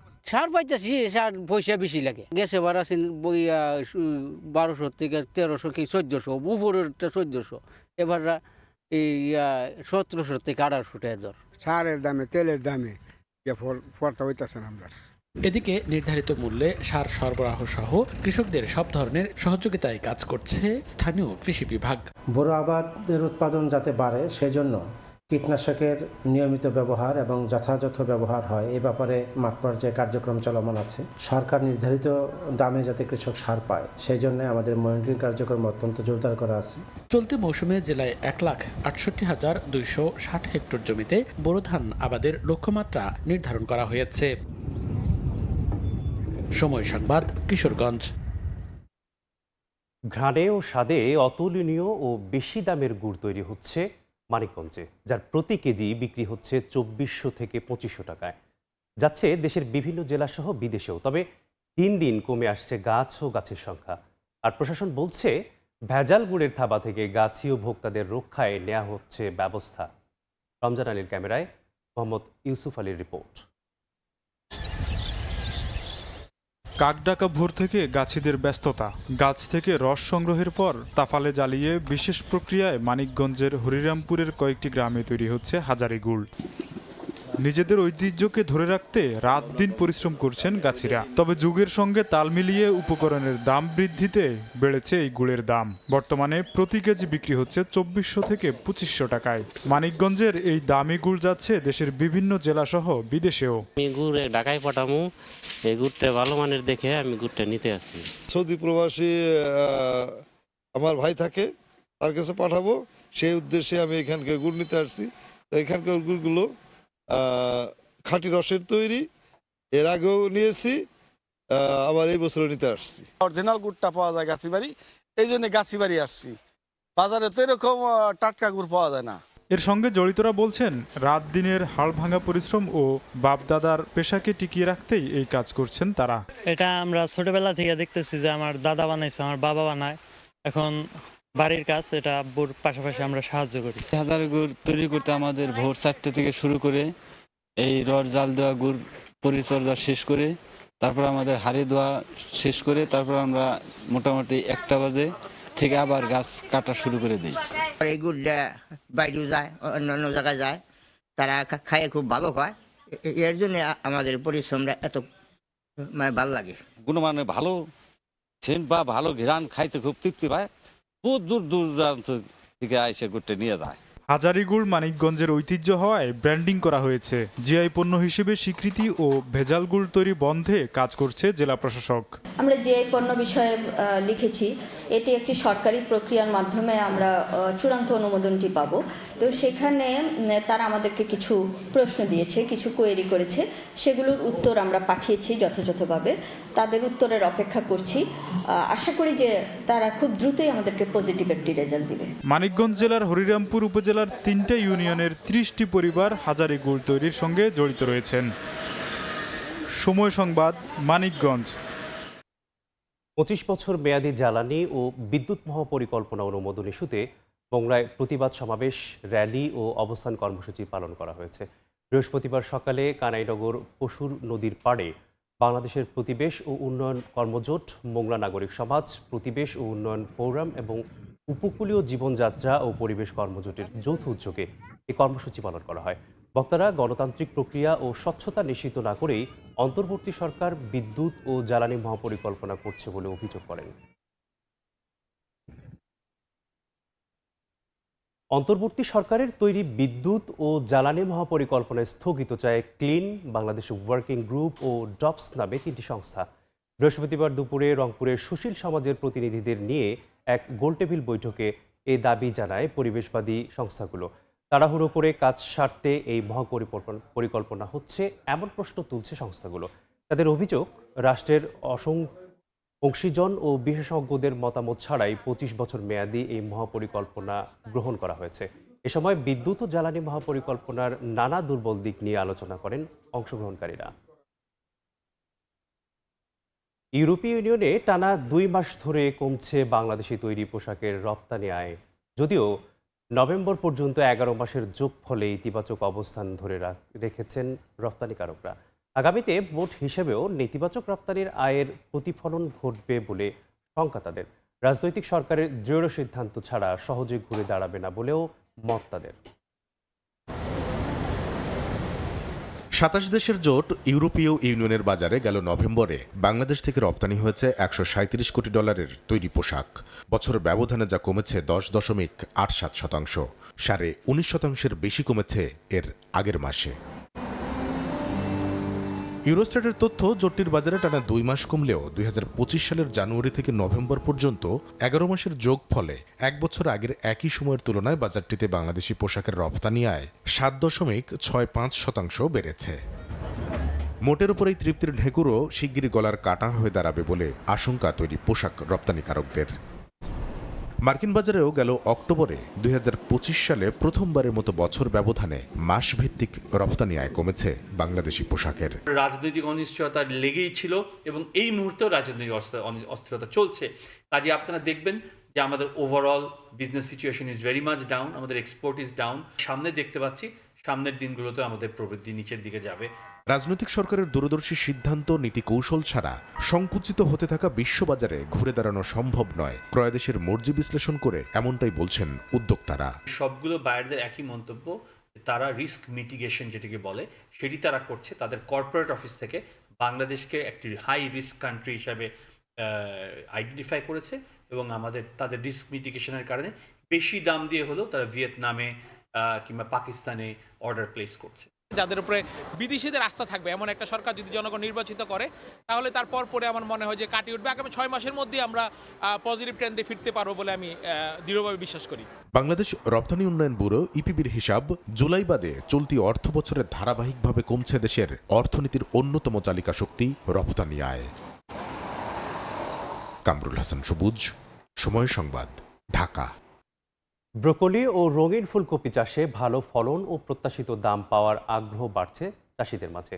উপজেলা কৃষি অফিসারের সহায়তায় রঙিন ফুলকপি চাষ শুরু করেন কিশোরগঞ্জের ভৈরবের 2 চাষি। আগামী বছর এসব রঙিন সবজি চাষ বহুগুণ বাড়ার আশা কৃষি কর্মকর্তাদের। মোহাম্মদ ফজলুর রহমানের পাঠানো তথ্য ও ছবিতে রিপোর্ট। নান্দনিক রঙের ব্রোকলি আর রঙিন ফুলকপিতে ভরে গেছে মানিকগঞ্জের ভৈরবের কালিকা প্রসাদ ইউনিয়নের আতকাপাড়া গ্রামের ফসলের মাঠ। 10,000 টাকা খরচ করে 15 শতক ক্রাউন জাতের ব্রোকলি চাষ করেন বোরহান মিয়া। 19 শতক জমিতে রঙিন ফুলকপি চাষ করেন কবির মিয়া। ব্রোকলি এটি একটি লাভজনক ফসল, বিদেশি ফসল, কারণ আমরা বাংলাদেশ হচ্ছে এটা যদি আমরা আরো জমি বাড়ায় সামনের বছর করতে পারি তাহলে আমাদের আরো ভালো হবে। বয়স হয়েছে সারাটা মনে হয় 70 দিনের ভিতরে ফুলাই পড়ছে। আল্লাহ দিলে বাজারও খুব ভালো, মানুষের খুব আগ্রহ এটা দেখার জন্য। 70 দিনে ভালো ফলন, কপির বড় সাইজ ক্রেতা ও অন্যান্য চাষিদের নজর কাড়ে। জমি থেকেই তাদের উৎপাদিত ব্রোকলি ও হলুদ ফুলকপি 45 থেকে 50 টাকা দরে পাইকাররা কিনে নিয়ে যাচ্ছেন। ব্রোকলি ও রঙিন ফুলকপি চাষে আগ্রহী হচ্ছেন গ্রামের অন্য চাষিরাও। আমরা বিক্রি করে ইনশাল্লাহ লাভবান হই, তা আগামীতে ইনশাল্লাহ আরো জোরদার করে সবাই গৃহস্থ মিলে ইনশাল্লাহ বাড়ায় করব। কৃষি অফিস বলছে কম খরচে বেশি লাভ হওয়ায় চাষিদের মাঝে আগ্রহ বাড়ছে ব্রোকলি ও রঙিন ফুলকপি চাষের। আমরা আশা করছি যে আমাদের সামনের বছর এই ব্রোকলি এবং রঙিন ফুলকপি এর চাহিদা আরো বৃদ্ধি পাবে, কারণ এর গুণাগুণ সম্পর্কে কৃষকদের মাঝে জনসচেতনতা আমরা সৃষ্টি করছি যে এগুলো খেলে ক্যান্সার প্রতিরোধক হিসেবে কাজ করে এবং প্রচুর অ্যান্টিঅক্সিডেন্ট থাকায় এর চাহিদা রয়েছে প্রচুর। সঠিক পরিচর্যা ও সহায়তা পেলে সারা দেশের চাষিরা এই রঙিন ফুলকপি ও ব্রোকলি চাষে আগ্রহী হয়ে উঠবেন বলে মত সংশ্লিষ্টদের।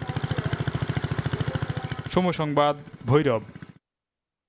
মুন্সিগঞ্জের মীরকাদিম মাছের আড়তে রূপালী ইলিশের ঝিলিক। বাঘের ভোরেও ইলিশের স্বাদ নিতে মানুষের ভিড়, আর খাল বিলের তাজা মাছও উঠেছে হাটটিতে। আছে সামুদ্রিক মাছও। সেখানে আছেন রিপোর্টার নাসির উদ্দিন উজ্জ্বল। সরাসরি যাচ্ছি তার কাছে। আলোকি দিতেই কিন্তু এই ধলেশ্বরী তীরের যে প্রাচীন এই মৎস্য আড়ত, সেখানে রূপালী ইলিশের যে ঝিলিক সেটি ছড়িয়ে পড়েছে এবং আজকে কিন্তু বড় বড় ইলিশের পসরা বসেছে এবং তারা বলছেন যে ইলিশ অন্য দিনের চেয়ে আমদানি বেশি। তবে এই ইলিশ ঘিরে যে ছুটির দিনে মানুষের উপচে পড়া ভিড়, সেখানে কিন্তু চড়া দামের কারণে ভোক্তারা কিন্তু ক্ষোভ প্রকাশ করছেন এবং এখানে 1 কেজি ওজনের যে ইলিশ সেখানে দাম হাঁকা হচ্ছে 3,000 টাকা, আর একটু এর চেয়ে বড় ইলিশ কিন্তু 3300 টাকা বিক্রি হয়েছে কিছুক্ষণ আগে, যেটি 1 কেজি 200 গ্রাম ওজনের, আর যেটি 400 থেকে 500 গ্রাম ওজনের ইলিশ সেটি কিন্তু বিক্রি হচ্ছে 2000 থেকে 2200 টাকা কেজিতে। এবং ইলিশের যে এই চড়া দর সে ব্যাপারে তারা বলছেন যে এখন শীত এবং কুয়াশা, সে কারণে কিন্তু নদীতে তেমন ইলিশ ধরা পড়ছে না। সমুদ্রের ইলিশ যেগুলো এখানে নিয়ে আসা হয়েছে সেগুলো কিন্তু পদ্মার ইলিশ বলে চালিয়ে দেওয়ার চেষ্টা করা হয়। তবে এখানে কিন্তু প্রকাশ্যে যে ঝাটকা, যেটি নিষিদ্ধ ঝাটকা, সেটিও কিন্তু বিক্রি হচ্ছে এবং সেই অভিযোগের পরও কিন্তু যথাযথভাবে যে মৎস্য বিভাগের তৎপরতা সেটি লক্ষ্য করা যায় না। এবং এই হাটটি এই অঞ্চলের সর্ববৃহৎ হাট, যেটি মুন্সিগঞ্জ শুধু নয় আশপাশের জেলাগুলো থেকেও অনেক পাইকার এখানে আসেন এবং শৌখিন ক্রেতারা আসেন এবং সেই এই হাট ঘিরে যে প্রতিদিন 2 থেকে 3 ঘন্টায় কোটি টাকার মাছ বিক্রি হয়, এই মাছ কিন্তু শুধু এই অঞ্চলে খালবিল নয়, দেশের অন্তত 15টি জেলা থেকে মাছ এখানে আসে এবং এই মাছ ঘিরেই কিন্তু বৈচিত্র্যতা যে রয়েছে এখানে, ক্রেতা বিক্রেতাদের যে বৈচিত্র্যতা, এবং সেই কারণেই কিন্তু বেচা বিক্রি বেশি হচ্ছে। এবং এখানে যে বিষয়টি সবচেয়ে গুরুত্বপূর্ণ যে এখানকার খাল বিলের স্থানীয় মাছ ছাড়াও কিন্তু সামুদ্রিক মাছ, যে মাছগুলো হিমায়িত থাকে এবং দক্ষিণাঞ্চল থেকে পদ্মা সেতু দিয়ে এখানে দ্রুত চলে আসে, এসব কারণে কিন্তু বৈচিত্র্যতা বেশি এবং নদীর পারে হওয়ার কারণে নৌপথ এবং স্থলপথে মাছ এখানে আসে। তো এই ছিল মাছের বাজারে সবশেষ। যুক্ত ছিলাম মুন্সিগঞ্জ থেকে।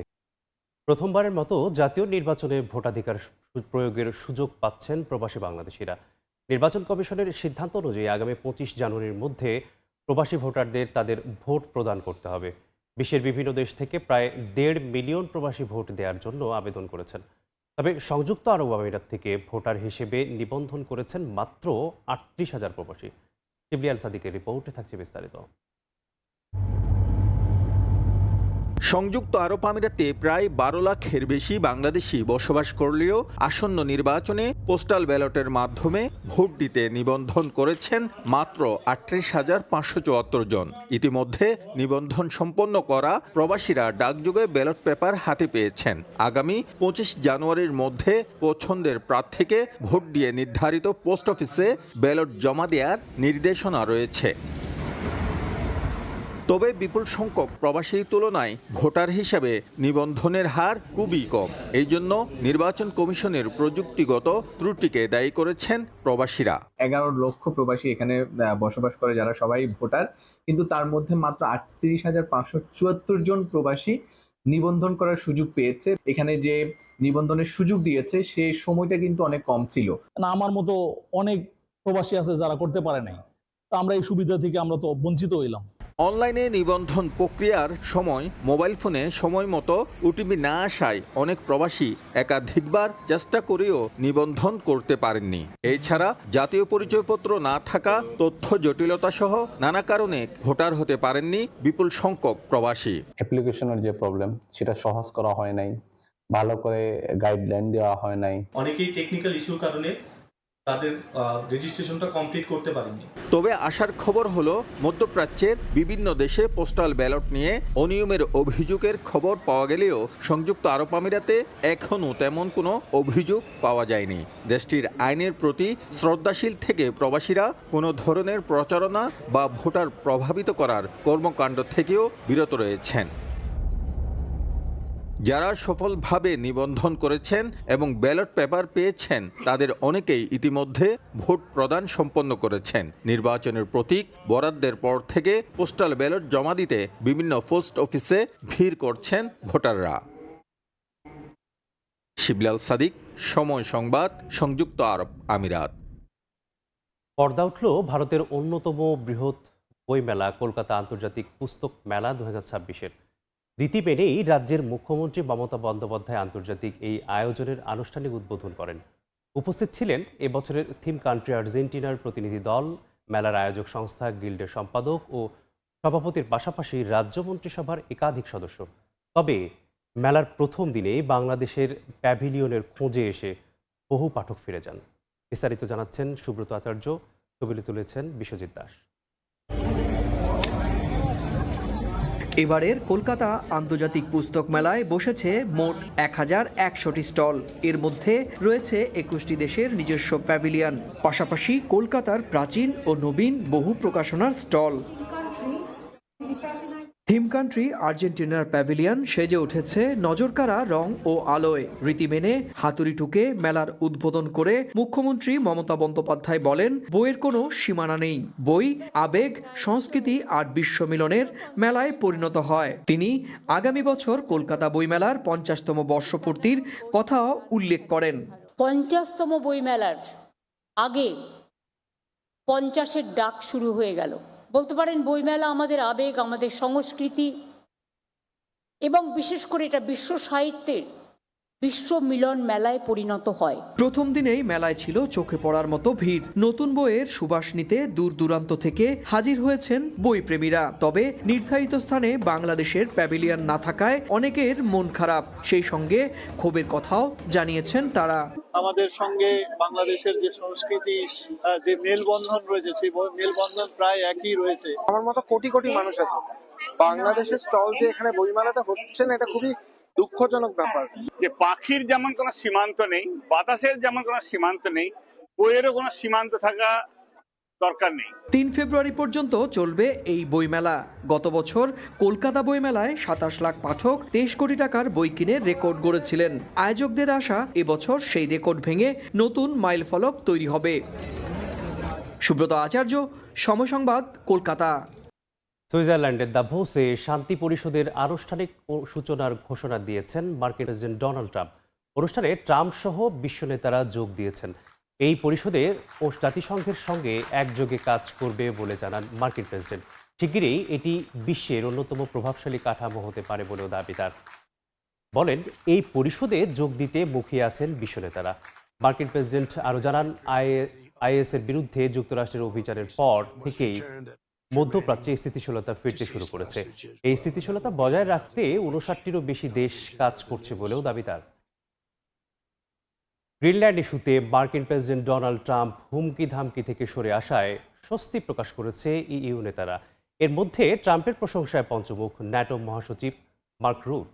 মিত্র দেশগুলোকে ট্রাম্পের উদ্বেগের বিষয়কে গুরুত্ব দেওয়ার কথা বলছে নিজেই।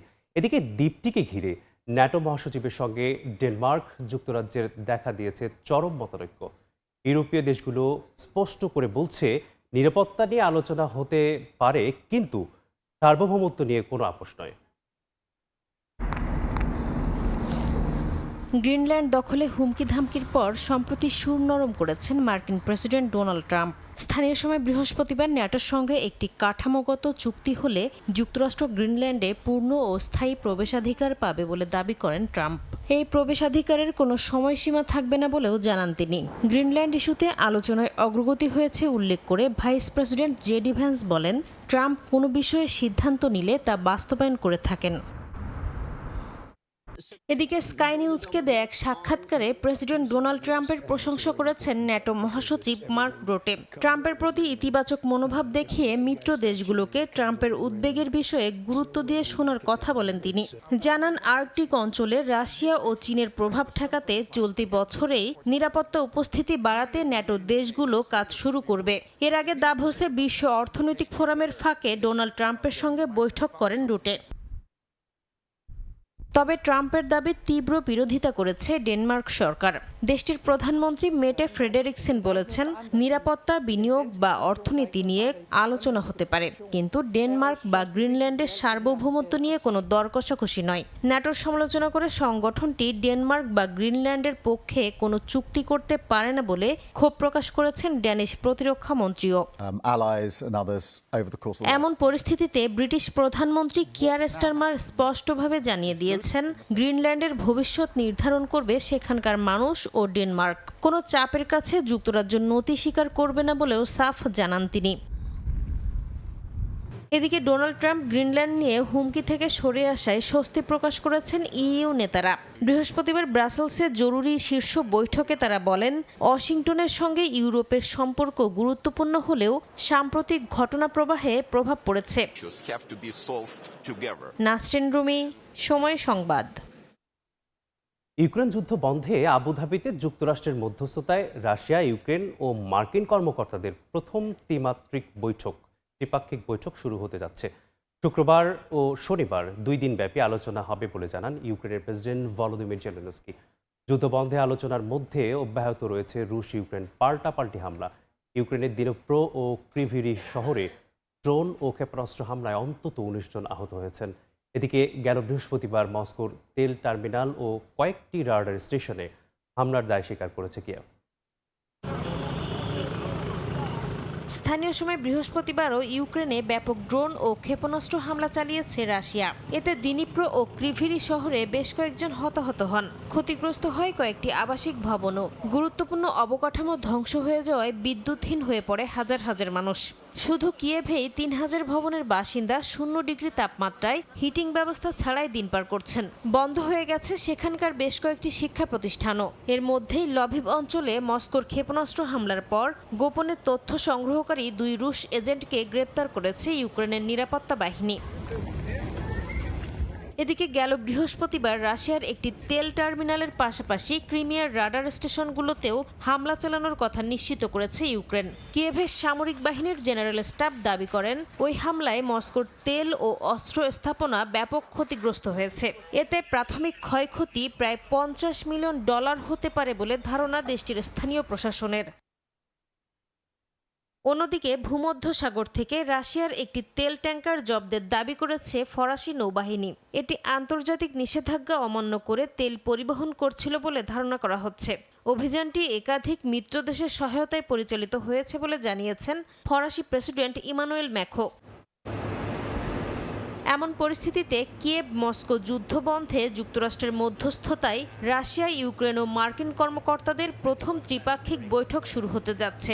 ইউক্রেনের প্রেসিডেন্ট ভলোদিমির জেলেনস্কি জানান, আবুধাবিতে শুক্র ও শনিবার ওই বৈঠক অনুষ্ঠিত হবে। এর আগে সুইজারল্যান্ডের দাভোসে ট্রাম্পের সঙ্গে বৈঠকে ইউক্রেন যুদ্ধ ইস্যুতে নিরাপত্তা নিশ্চয়তা শর্তাবলী চূড়ান্ত এবং যুদ্ধ পরবর্তী অর্থনৈতিক পুনর্গঠন চুক্তিও প্রায় প্রস্তুত বলে জানিয়েছিলেন জেলেনস্কি। দাভোসে বিশ্ব অর্থনৈতিক ফোরামে অংশ নিতে আসা দেশ ও সংগঠনের মধ্যেও ইউক্রেনের প্রতি ইতিবাচক মনোভাব লক্ষণীয় ছিল। দেশটিকে সামরিক সহায়তা অব্যাহত রাখার বিষয়ে জোর দিয়েছেন ন্যাটো মহাসচিব মার্ক রুটে সহ অন্যান্য ইউরোপীয় নেতারাও।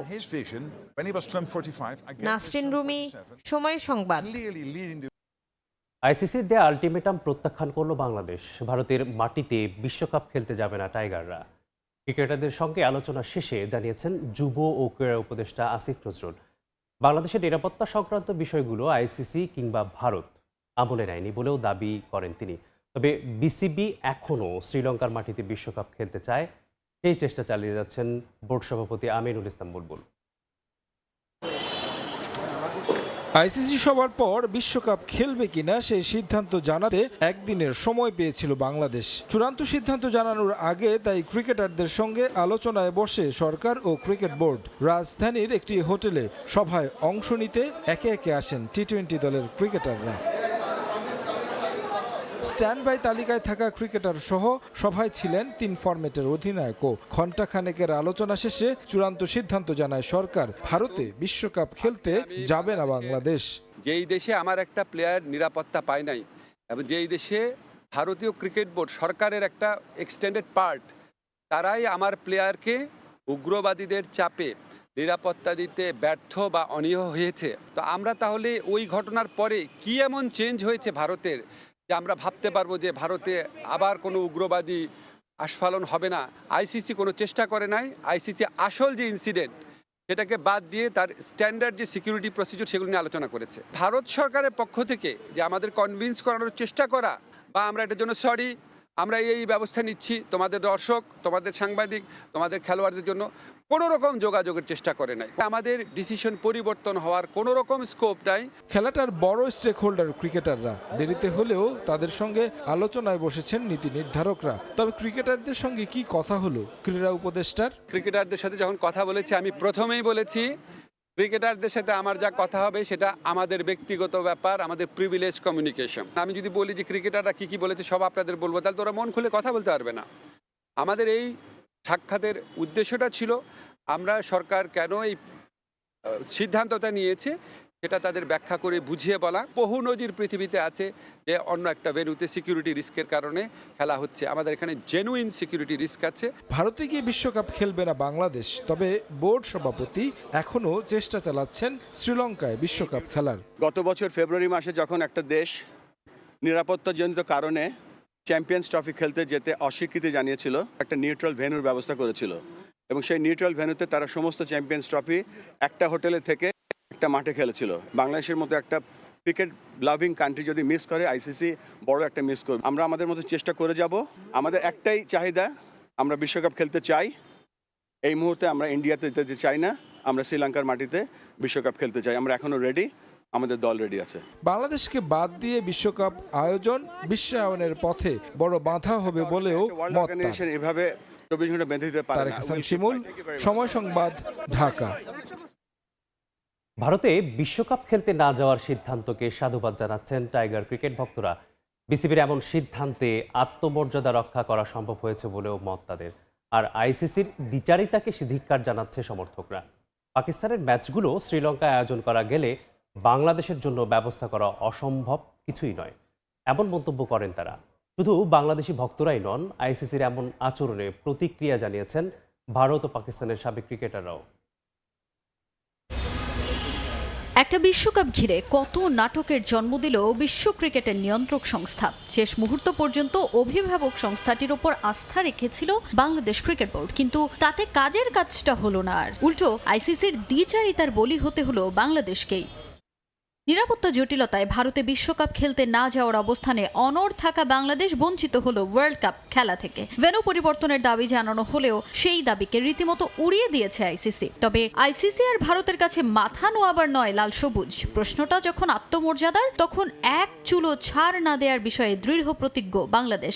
বিশ্বকাপে না খেলার সিদ্ধান্তকে সাধুবাদ জানাচ্ছেন টাইগার ভক্তরা। আমরা ইন্ডিয়া গিয়ে এবার বিশ্বকাপটা খেলবো না, এটা ভালো সিদ্ধান্ত বিসিবির। ক্রিকেট খেলার মাধ্যমে আমরা বিশ্বের দরবারে আমাদের মানুষ চিনতে পারে বা আমাদের একটু আত্মসম্মান বোধ উঁচু হয় বা জাস্ট পরিচিতি পারে, এটাই। কিন্তু ইট ডাজেন্ট মিন যে আমাদের হচ্ছে আত্মসম্মান বিকিয়ে দিয়ে মানুষের কাছে পরিচিত পেতে হবে। সুতরাং আমি এই সিদ্ধান্তকে সাধুবাদ জানাই। সবার আগে দেশ, যেখানে আমার দেশকে অপমান করা হচ্ছে, আমার দেশকে, এটা একটা পর্যায়ে পর্যন্ত ঠিক ছিল, কিন্তু যখন বলতেছে যে ভারতে বাংলাদেশি সমর্থকরা নিজেদের জার্সি পরে যেতে পারবে না, যেখানে নিজেদের সমর্থন সেভাবে ব্যক্ত করতে পারবে না, ভাই সেখানে খেলার কোনো প্রশ্ন আসে না। এদিকে বিশ্ব ক্রিকেটের নিয়ন্ত্রক সংস্থার এমন আচরণে ক্ষুব্ধ প্রতিক্রিয়া জানালেন সমর্থকরা। আইসিসির দ্বিচারিতায় ক্ষুব্ধ তারা। শুধু টাইগার ভক্তরাই নন, প্রতিক্রিয়া জানিয়েছেন পাকিস্তান ও ভারতের সাবেক ক্রিকেটাররা। যখন পাকিস্তানে খেলা হয় বা অন্য জায়গায় খেলা হয়, ভারতের শিডিউলটাকে চেঞ্জ করে অন্য জায়গায় ভেন্যু দেওয়া হয়, তাহলে সেক্ষেত্রে বাংলাদেশে তো আইসিসির একটা সদস্য দেশ। পাকিস্তান তারাও একটা দল, আমরাও একটা দল। পাকিস্তান শ্রীলঙ্কায় গিয়ে খেলতে পারতেছে, কিন্তু আমাদেরকে তারা খেলতে দিচ্ছে না। এর মাধ্যমে আমরা একটা বৈষম্য দেখতে পাচ্ছি। আমাদের এর সাথে আমাদের মর্যাদার ব্যাপার স্যাপার আছে, এর সাথে আমাদের সম্মানের ব্যাপার স্যাপার আছে। সুতরাং এই যে দ্বিচারিতা আইসিসি কর্তৃক, এই দ্বিচারিতাটা আমরা মেনে নিতে পারলাম না। তাজিন খন্দকার, সময় সংবাদ। বিপিএলের 2 আসরে ফাইনালে শিরোপার দেখা না পেলেও এবার চট্টগ্রামের সেই আক্ষেপে ঘোচাতে চান শেখ মেহেদী। হাই ভোল্টেজ ফাইনালের আগে অনুশীলন করেছে বন্দরনগরীর দলটি। এদিকে ফাইনালে প্রতিপক্ষকে সমীহ করলেও শিরোপা জেতার লক্ষ্যে রাজশাহী ওয়ারিয়র্স। ফাইনালে ফ্রেশ উইকেট পাওয়ায় বড় ইনিংসের প্রত্যাশা রাজশাহী কোচ হান্নান সরকারের। মিরপুর শেরি বাংলায় ম্যাচ শুরু আজ সন্ধ্যে 6টায়। বিতর্ক দিয়েই শুরু আর বিতর্ক দিয়েই শেষ হচ্ছে এবারের বিপিএল-এর আসর। প্রতি আসরে ফাইনালিস্ট দু দলের অধিনায়কের ট্রফির সঙ্গে ফটো সেশন থাকলেও এবার সেই প্রেক্ষাপট বদলে দিয়েছে বিসিবি। ফটো সেশন তো দূরে থাক, বিপিএল-এর ট্রফি দেখা মেলেনি এবার। এর জন্য অপেক্ষা করতে হবে ম্যাচের আগ পর্যন্ত। যদিও সেই আলোচনা দূরে ঠেলে দু দলের মনোযোগ ফাইনালের লড়াই নিয়ে। ফাইনালের আগে মাঠে নিজেদের ঝালিয়ে নিয়েছে চট্টগ্রাম রয়্যালসের ক্রিকেটাররা। অনুশীলনের সময় দলের সঙ্গে ছিলেন নাজমুল আবেদিন ফাহিম ও মেন্টর হাবিবুল বাশার সুমন। অনুশীলনে বেশ উজ্জীবিত ছিলেন চট্টগ্রামের ক্রিকেটাররা। নেটে বড় বড় শট খেলেছেন মোহাম্মদ হারিস, মাহমুদুল হাসান জয় ও মির্জা বেগ। তবে অনুশীলনের সময় হাতে কিছুটা চোট পান অধিনায়ক শেখ মেহেদী। বিতর্ক দিয়েই এবারের বিপিএল শুরু করে চট্টগ্রাম রয়্যালস। ফ্র্যাঞ্চাইজি মালিকানা সমস্যার কারণে মাঝ পথে দলের দায়িত্ব নেয় বিসিবি। পরিবর্তন আসে টিম ম্যানেজমেন্ট ও কোচিং স্টাফেও, যদিও মাঠে তার কোনো প্রভাব পড়তে দেননি ক্রিকেটাররা। তাই তো ফাইনাল নিয়ে আত্মবিশ্বাসী চট্টগ্রামের অধিনায়ক। এর আগেও বিপিএলে দুবার শিরোপার কাছে গিয়েও সমর্থকদের হতাশ করেছে চট্টগ্রাম। তাই লক্ষ্য প্রথম শিরোপা ঘরে তোলার। প্রত্যেকটা প্লেয়ারই চায় শিরোপা জিততে, সবার ভিতরে হাঙ্গারনেস আছে। হোপ ফর দ্য বেস্ট, দেখা যাক কি হয়। ওভারঅল যে ক্রিকেটটা খেলে আসছে ওইটা যদি ফাইনাল অবধি খেলতে পারি, আশা করা যায় খুব ভালো কিছুই হবে। মিরপুরে চট্টগ্রাম অনুশীলন করলেও ফাইনালের আগের দিনটা হোটেলে বিশ্রামে কাটিয়েছে রাজশাহী ওয়ারিয়র্স। তবে ঐচ্ছিক অনুশীলন করেছেন মুশফিকুর রহিম। টুর্নামেন্টে প্রত্যাশিত পারফরমেন্স করতে না পারলেও ফাইনালের জন্য যথেষ্ট তৎপর সিনিয়র এই ক্রিকেটার। এবারের আসরে চট্টগ্রামের বিপক্ষে 3 ম্যাচে মাত্র একটিতে জয় পেয়েছে রাজশাহী। তাই এই ম্যাচ নিয়ে বাড়তি সতর্ক শান্তর দল। চ্যাম্পিয়নের লক্ষ্য নিয়েই মাঠে নামতে চায় রাজশাহী। লক্ষ্য তো যেহেতু আমরা যখন টিম করা হয়েছিল আমাদের ম্যানেজমেন্ট থেকে এবং প্রত্যেক প্লেয়ারদের মধ্যে একটা কথাই হচ্ছিল যে আমরা চ্যাম্পিয়নশিপের জন্য খেলবো, বাট অবভিয়াসলি গ্রুপ পর্ব ধরে ধরে তো আমরা যেহেতু এখন ফাইনালে এসেছি তো আসলে আর কোনো সেকেন্ড থট নাই, অবশ্যই আমরা ম্যাচটি জেতার জন্যই খেলবো। কাগজে কলমে হট ফেভারিটের তকমা নিয়েই এবারের আসর শুরু করে রাজশাহী। মাঠেও তার প্রমাণ দিয়েছেন ক্রিকেটাররা। টেবিলের শীর্ষে থেকে গ্রুপ পর্ব শেষ করলেও কোয়ালিফায়ারের প্রথম ম্যাচে হোঁচট খায় রাজশাহী। সেই ম্যাচে উইকেট নিয়েও হয়েছে সমালোচনা, তবে ফাইনালে ফ্রেশ উইকেট নিয়ে আশাবাদী রাজশাহী কোচ।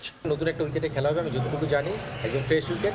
সো আশা করছি যে গতকালকের উইকেটটা যেমন ছিল বা যে ধরনের উইকেট আমরা দেখেছি ওই ম্যাচগুলো যেখানে 100 হয়েছে সেখানে ওই ধরনের একটা উইকেটই প্রত্যাশা করছি। এবং সোফার ঘাসও মনে একটু কম থাকবে, যেখানে সবার জন্যই চ্যালেঞ্জটা থাকবে। এবং স্পোর্টিং উইকেট যেটা আমরা বলি যে টি20 ক্রিকেটে অ্যারাউন্ড 180-200 খেলা হয়। আর মাত্র কয়েক ঘন্টার অপেক্ষা, এরপরই মাঠে গড়াতে যাচ্ছে এবারের বিপিএলের মেগা ফাইনাল, যেখানে রাজশাহী ওয়ারিয়র্সের বিপক্ষে লড়বে চট্টগ্রাম রয়্যালস। এখন দেখার বিষয় রাজশাহী ওয়ারিয়র্সের দ্বিতীয় শিরোপা নাকি চট্টগ্রামের প্রথম শিরোপা উৎসব। রিফাতুল ইসলাম মিরন, সময় সংবাদ, ঢাকা। মঞ্চ প্রস্তুত, প্লে অফের কঠিন বৈতরণী পার করে ফাইনালের অপেক্ষায় রাজশাহী ওয়ারিয়র্স এবং চট্টগ্রাম রয়্যালস। চূড়ান্ত লড়াইয়ের আগে পরিসংখ্যানের পাতায় নড়চড়। ব্যাট হাতে এগিয়ে বরেন্দ্র অঞ্চলের দলটি, অন্য পাশে বোলারদের মুন্সিয়ানায় সবার উপরে চট্টলা। বিদেশি সংগ্রহে রাজশাহীর ধারের কাছে নেই চট্টগ্রাম, তবে দলগত কারিশমায় আগে আবার এগিয়ে রয়েছে রয়্যালস। দুই দলের ফাইনালে ওঠার গল্প থাকছে এবারের প্রতিবেদনে। কাগজে কলমে শুরু থেকেই ফেভারিটদের তালিকায় ছিল Rajshahi Warriors. Head coach Hannan সরকারের বুদ্ধিদীপ্ত পরিকল্পনায় একেবারে নিলামের টেবিলেই বাজিমাত করে বরেন্দ্র অঞ্চলের ফ্র্যাঞ্চাইজিটি। অধিনায়ক হিসেবে শান্তর অন্তর্ভুক্তি, সঙ্গে একঝাঁক তরুণ মুখ আর মুশফিকুর রহিমের অভিজ্ঞতায় ভর করে বিপিএল আসর শুরু করেছিল রাজশাহী।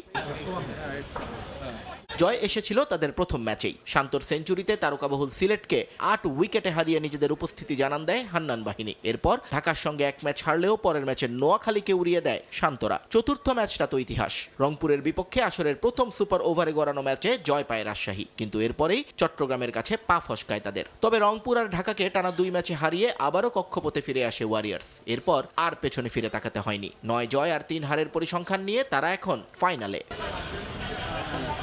ব্যাট হাতে রাজশাহীর বড় অস্ত্র নাজমুল হোসেন শান্ত। 31 গড়ে তার রান 344। তানজিদ হাসান তামিম শুরুতে ছন্দে না থাকলেও ফিরেছেন ফর্মে। 34 গড়ে রান 244। মুশফিকুর রহিম টানা 2 ম্যাচে ডাক মারলেও মোট রানে আছেন দলের 3 নম্বরে। এরপরের জায়গাটা বিদেশি রিক্রুট মোহাম্মদ ওয়াসিমের। তবে কেন উইলিয়ামসন এবং জিমি নিশামদের ভিড়ে তার স্কোয়াডে জায়গা পাওয়াটা হবে বড় খবর। শেষ ম্যাচে সুযোগ না পেলেও রাজশাহী ওয়ারিয়র্সের বোলিং ইউনিটের নেতৃত্ব রিপন মন্ডলের হাতে। এখন পর্যন্ত 17 উইকেট পেয়েছেন তিনি। বিনুরা ফার্নান্দো আছেন দারুণ ফর্মে। কোয়ালিফায়ার 2-তে একাই ধসিয়ে দিয়েছেন সিলেটকে। ফাইনালেও এখন অপেক্ষা তেমন কিছুর। তানজিম হাসান সাকিব এবং হাসান মুরাদরা বড় সাফল্য না পেলেও ধারাবাহিকতা ধরে রেখেছেন।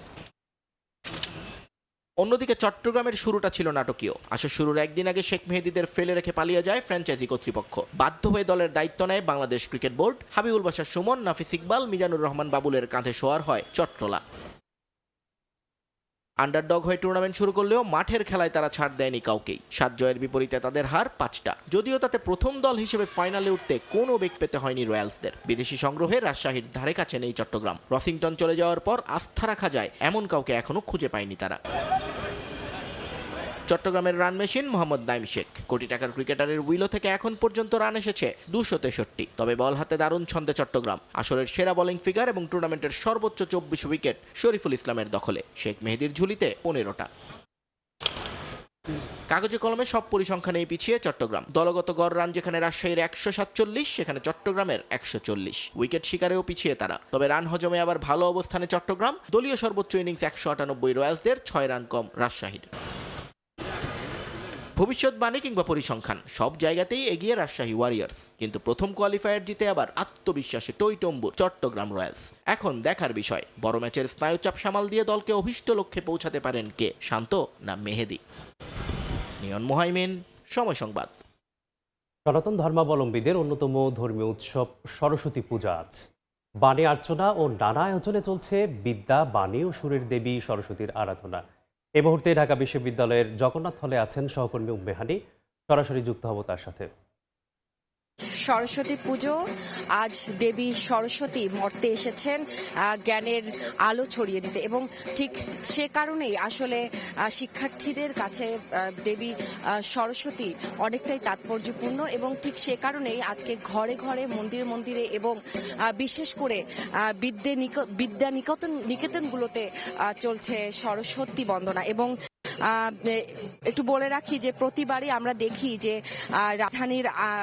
রাজধানীতে আজকের দিনের অন্যতম যে প্রধান আকর্ষণ থাকে সেটি হচ্ছে ঢাকা বিশ্ববিদ্যালয়ের জগন্নাথ হলের সরস্বতী পূজা, এবং এবারও কিন্তু ব্যতিক্রম নয়। এবং এখানে কিন্তু বরাবরের মতোই এবারও হলের পুকুরে বিশালাকার দেবী প্রতিমা নির্মাণ করা হয়েছে, এবং যেটি আমরা দেখি যে প্রতি বছরই আসলে হাজারো শিক্ষার্থী এবং দর্শনার্থী যারা আসে তাদের দৃষ্টি আকর্ষণ করে। এবং এবারেও কিন্তু হলের মাঠ জুড়ে আসলে বিভিন্ন বিভাগের আয়োজনে পৃথক মণ্ডপ তৈরি করা হয়েছে, এবং সেখানে নিয়ম মাফিক কিন্তু দেবী বন্দনার পর্ব একটু পরেই শুরু হবে। এবং আমরা কিন্তু ভোর থেকেই দেখছি যে জগন্নাথ হল এলাকায় আসলে শিক্ষার্থীরা জড়ো হচ্ছেন এবং ভক্তরাও কিন্তু আসছেন, এবং এখন কিন্তু ঢাক ঢোলের বাদ্য, শঙ্খধ্বনি আর উলুধ্বনিতে কিন্তু মুখর হয়ে উঠেছে পুরো পরিবেশ। এবং বলা যায় যে আজকে যদি একটু বলি যে এই ব্যস্ত রাজধানীর আসলে মাঝখানে যেন আসলে এক উৎসবের আলাদা এক প্রাণস্পন্দন এখানে আমরা তৈরি হতে দেখছি। এবং এখানে কিন্তু মণ্ডপগুলোতে এখনো পুজোর আনুষ্ঠানিকতা শুরু হয়নি। 8টা থেকে পূজার আনুষ্ঠানিকতা শুরু হওয়ার কথা রয়েছে, কিন্তু ঢাক ঢোল বাদ্য এবং শিক্ষার্থীদের আনন্দ মুখর পদচারণা কিন্তু ভোর থেকেই শুরু হয়েছে। এবং একটু বলে রাখি, সনাতন ধর্মাবলম্বীদের কিন্তু অন্যতম ধর্মীয় উৎসব হলেও আসলে এই দিনটির কিন্তু আবেদন কিন্তু যে ধর্মীয় আচার পর্যন্ত সীমাবদ্ধ নয়, এবং এটি যে এক ধরনের সাংস্কৃতিক ও মানবিক চেতনা সেটি কিন্তু আসলে বারবার ফুটে ওঠে। এবং আজকে কিন্তু সারাদিনই এখানে জগন্নাথ হলের এই প্রাঙ্গণে কিন্তু দেবী বন্দনা চলবে, এবং সারা দিনভর আসলে দেবীর কাছে ভক্তরা জ্ঞানের আরাধনা করবেন। এই ছিল আমার কাছে জগন্নাথ হল থেকে সরস্বতী পুজো সর্বশেষ। সরস্বতীর পূজার খবর জানছিলাম ঢাকা বিশ্ববিদ্যালয় থেকে। এ পর্যায়ে শীর্ষ সংবাদগুলো জানিয়ে দিচ্ছি আরেকবার। সিলেটে তারেক রহমানের নির্বাচনী প্রচারে জনস্রোত। দেশ গড়তে ভোট চাইলেন ধানের শীষে, ষড়যন্ত্র রুখতে সজাগ থাকার আহ্বান, রাতভর বিভিন্ন জেলায় জনসভা। মিরপুরে জনসভা দিয়ে প্রচার শুরু জামায়াত আমিরের। ফ্যাসিবাদের উত্থান ঠেকানোর ঘোষণা। আজ উত্তরবঙ্গ দিয়ে শুরু হচ্ছে নির্বাচনী সফর। জনসভা সফল করতে ব্যাপক প্রস্তুতি। নির্বাচনে পোস্টার না থাকায় অনলাইনে নতুন চ্যালেঞ্জ। সামাজিক যোগাযোগ মাধ্যমে ভুয়া তথ্য, এআই এর অপব্যবহারের ঝুঁকি। প্রার্থী ও ভোটারদের মধ্যে বাড়ছে উদ্বেগ। কেরানীগঞ্জের হযরতপুর ইউনিয়ন বিএনপি নেতা গুলিবিদ্ধ। নির্বাচনী প্রচার শেষ ফেরার পথে হামলার শিকার। ভোট বানচালের চেষ্টার অভিযোগ আমানুল্লাহ আমানের। এবং টানা 2 মাস ধরে ইউরোপের বাজারে কমছে পোশাক রপ্তানি আয়। রাজনৈতিক অস্থিতিশীলতার কারণ, নির্বাচিত সরকারের দূরদর্শী সিদ্ধান্তের অপেক্ষা উদ্যোক্তারা।